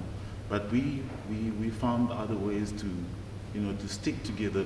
If anything, I feel like this situation actually brought us closer. Right. You know, we came to meet brethren from different horizons. I mean, we are constantly on Zoom calls with brethren around the world, you know, and yeah, I think Freemasonry will only grow stronger from here. Absolutely, and it's always good to have such an optimistic outlook on things. Despite all the challenges, we shall overcome, and this too shall pass. Jesse and Jackie Osenge, we wish you everything of the best going forward, and all the best to your Mother Lodge. Thank you. All the best to you and your families. And on behalf of the Provincial Grand Master of the Southern Division, the Provincial Grand Lodge officers, the Grand Lodge of South Africa, we thank you for taking the time to share and spend with us. And may your example also inspire and motivate others that are listening and watching. Wish you everything of the best. Thank you. Thank you very much. Thank you. Thank you, Jesse. Most worshipful, right worshipful, very worshipful brethren, and all. I am Right Worshipful Brother Godfrey Place, the Provincial Grand Master of the Northern Division, and it is my pleasure to bring you fraternal greetings to wherever you may be, here in South Africa or elsewhere in the world. The Spring Ball, which has for 45 years been the highlight of the calendar of the Southern Division, where our good ladies were able to dress up in fantastic ball gowns and dance the night away, this year has been interrupted as a result of the pandemic. And the 46th event had to be restyled, and credit must be given to my fellow Provincial Grand Master, Right Worshipful Brother Tommy Hardiman, for doing just that. The Northern Division has always supported the Spring Ball and the fundraising efforts of the Southern Division, and this year we are happy to do the same. We have managed to get some of our lodges to get behind the event, but I don't want to steal their thunder, and I will hopefully see that some of them have managed to post their pledges on this event tonight. as the Provincial Grand Master of the Northern Division, it gives me great pleasure to announce that we will pledge the sum of 5,000 Rand to the Spring Ball.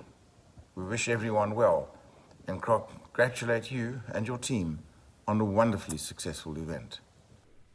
As presiding master, I bring warm and fraternal greetings from Lodge Simon van der Stel and Lodge Johan van Riebeeck in Cape Town. We make a living by what we get, but we make a life by what we give.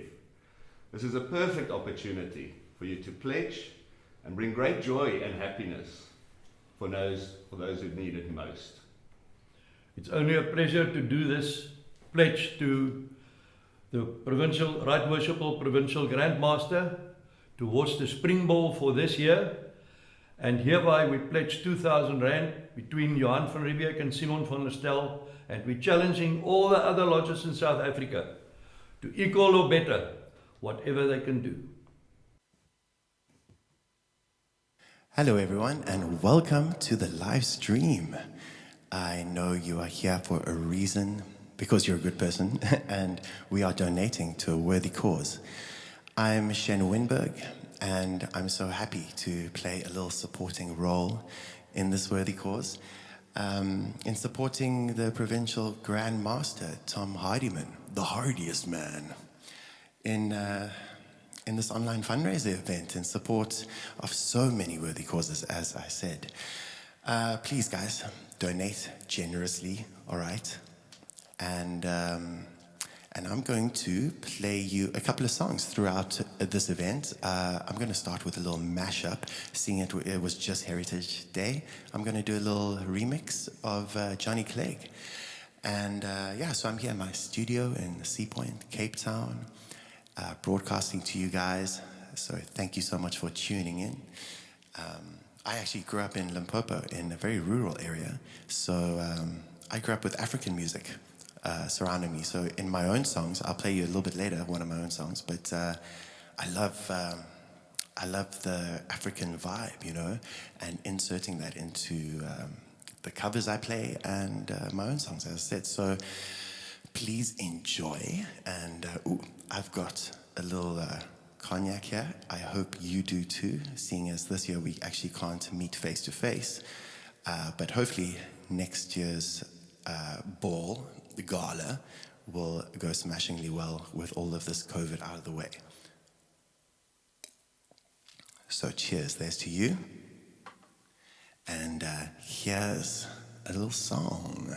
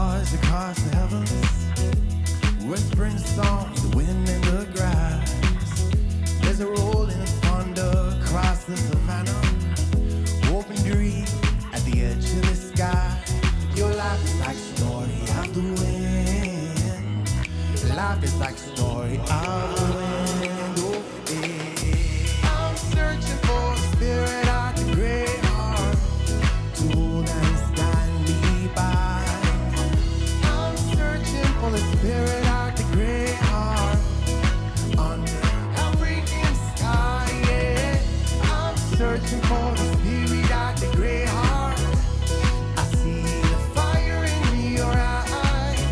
I'm searching for the spirit of the grey heart that holds my name inside. Sometimes I feel like you really know me. Sometimes there's so much you can show me.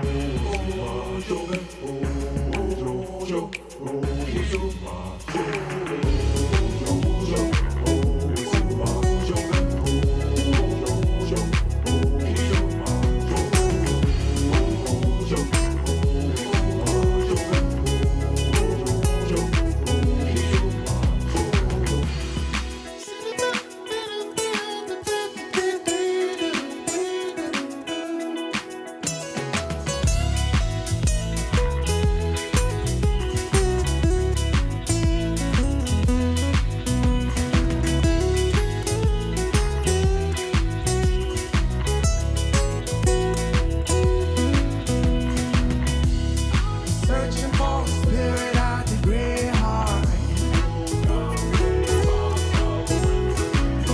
I'm searching for the spirit at the grey heart.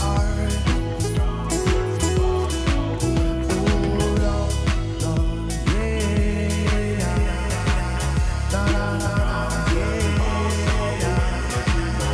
Oh Lord, yeah. Da, da, da, yeah.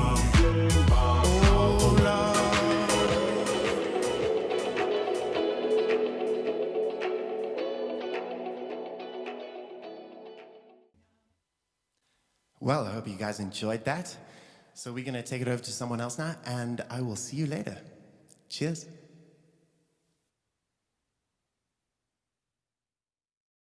Right, Worship Provincial Game Master, let me just announce we've already got 170,000 Rand pledged.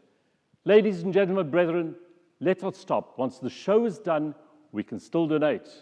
Go on donating. We need to get there. Thank you very much. Go on donating. We want your pledges. Right. I'm Worshipful Brother Jan Venter from Lodge Johan van Riebeek, and I'm looking after Andy's house, which is the Masonic home for elderly ladies. Andy's house was bought through Brother Andy van Niekerk. He set the house up. At that time he was a provincial Grand Master, and he set the house up and they changed it, they built more rooms on it, and that's why the house is named Andy's house. Right, who am I? One of the oldest residents in the house. I'm Mary van der Walt. I'm not putting all my names, but Mary van der Walt will do. Every Wednesday we sit around the table on my visit, and then everyone gets a turn to say what's happening in the house. You know, when you've been through life, you actually have to learn to give and take. We've had ups and downs, but I'm very happy to have been able to come into the establishment. Very, very happy, because it's affordable and we're in close proximity to the doctor. The vet doesn't matter, we're not going to the vet. It's been very, very central and very easy to move around. They've got a lot of energy, and also my wife, I mean, she's working very hard for Andy's house. I think Jan, he's a real good guy, because every Wednesday he pitches. We've got a hands-on. He and Louise are sort of parents in a way.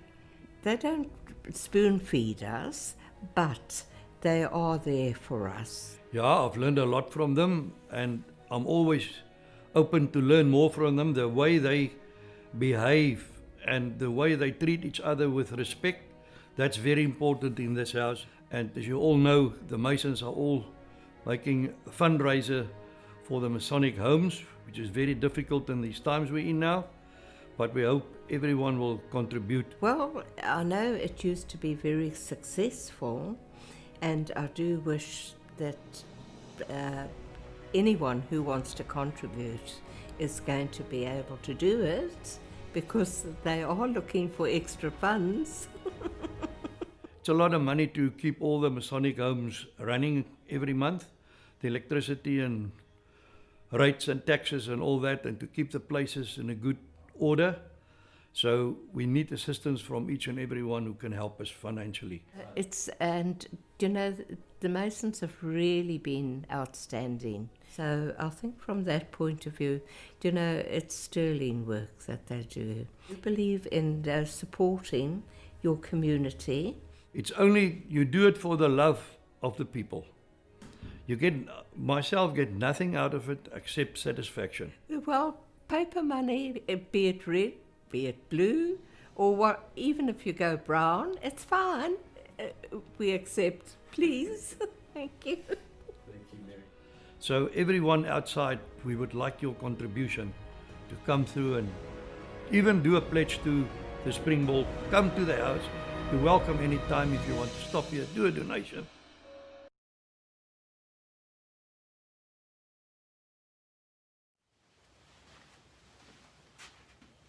Hey, thanks for stopping in. Welcome to our Masonic Care community in Utica, New York. And specifically within the Masonic Care community is our headquarters for New York DMLA. And as you can see, we in DMLA do a super job. I know you're having your spring ball today, and I wish you all well in Cape Town, South Africa, where you're raising money for your Masonic home. We've heard enough about this virus. We've heard enough about this pandemic. We've heard enough, we heard enough. But one thing that has happened as a result of this is it has drawn everybody closer together, not just in our own jurisdictions, but globally. So I wish you well. I hope you make a lot of money, and I hope you stay in touch with each other even when this pandemic is over. Because if there's one thing that I know as a result of all of this, it is Masonry never stops. Good luck. God bless each and every one of you. God bless our great Masonic fraternity. And I'm Bill Sardone, and I approved this message.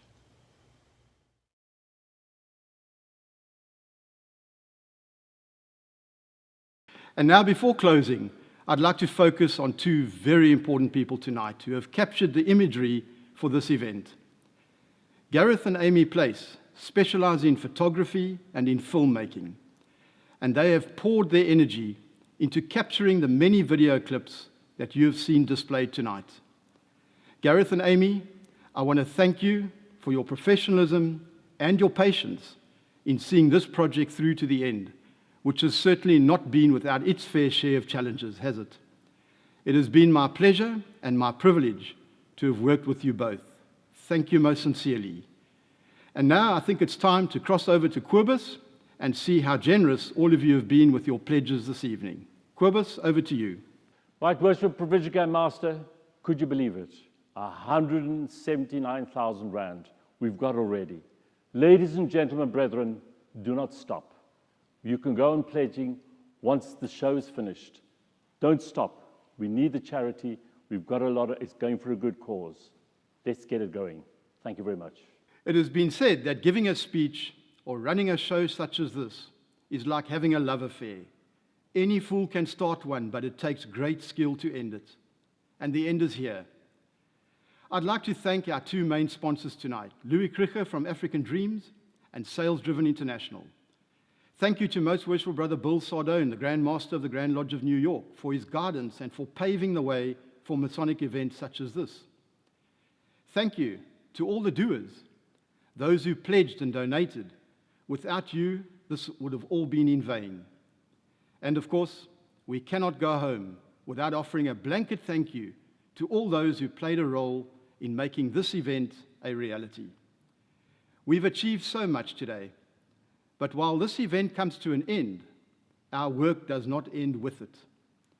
Freemasonry is the oldest, largest, and the most well-known fraternal, charitable, and social organization on planet Earth, and has developed a philanthropical network that spans the entire world, and, most importantly, It has stood the test of time because of the principles on which it is based.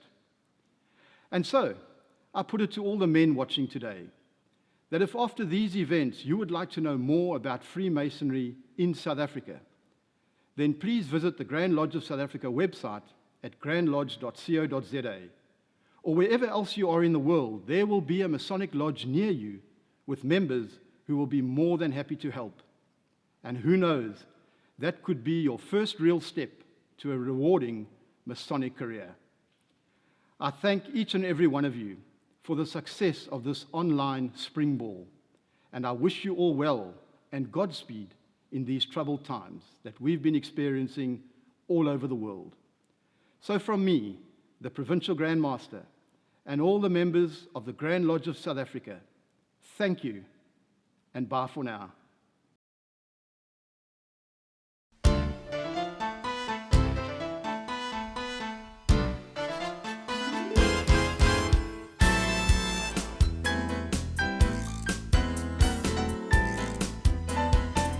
When Marie the rhythm starts to play, dance with me, make me sway, like a lazy ocean hugs the shore. Hold me close, sway me more, like a flower bending in the breeze. Bend with me, sway with ease. When you dance, you have a way with me. Stay with me, sway with me. Other dancers may be on the floor. Deep in my eyes will see only you. Only you have the magic technique. When we sway, I go ooh. I can hear the sounds of violence long before it begins, making it thrill as only you know how. Sway me smooth, sway me now.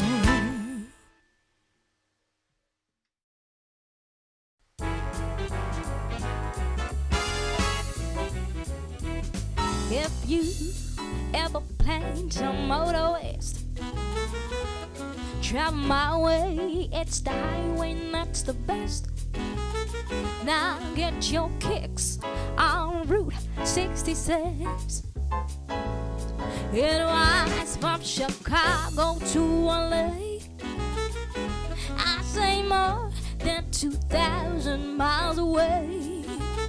Now get your kicks on Route 66. Now you go through St. Louis, Joplin, Missouri, and Oklahoma City. You might be pretty. You see Amarillo, Gallup, New Mexico, Flagstaff, Arizona. Don't forget Winona, Kingman, and Baxter, and San Bernardino. Won't you get hip to this style easy? When you make that California trip, now get your kicks on Route 66. Now get your kicks on Route 66. Now get your kicks on Route 66. Yeah.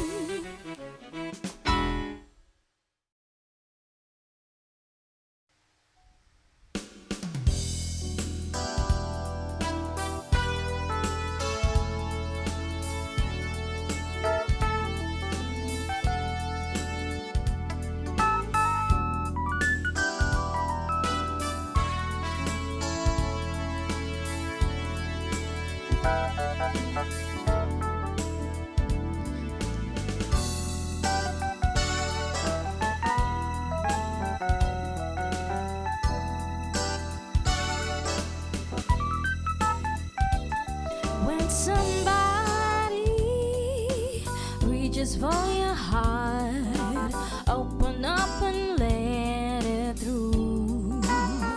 'Cause everybody needs someone around when things are coming down on you. And you discover when you look around, you don't have to be alone. That's all you need to know when you're feeling all alone.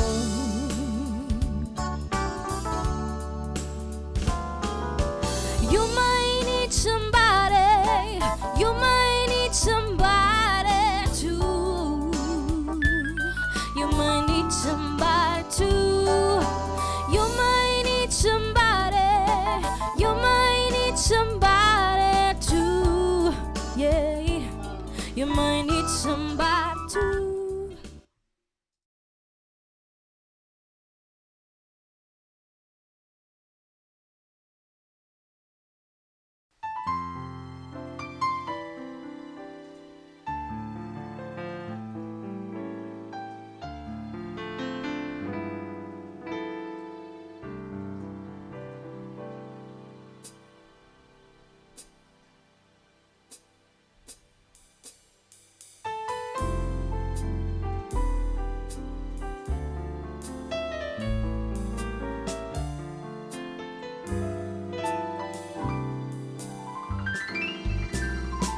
Crazy, I'm crazy for feeling so lonely. I'm crazy, crazy for feeling so blue.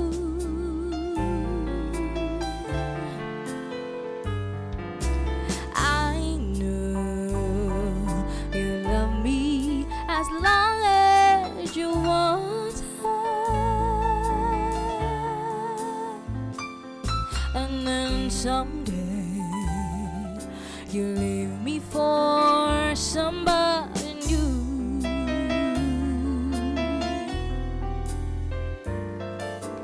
Worry, why do I let myself worry? Wondering what in the world did I do? Oh, I'm crazy for thinking that my love could hold you. I'm crazy for trying, I'm crazy for trying, and I'm crazy for loving you. I'm crazy for trying, I'm crazy for crying, and I'm crazy for love.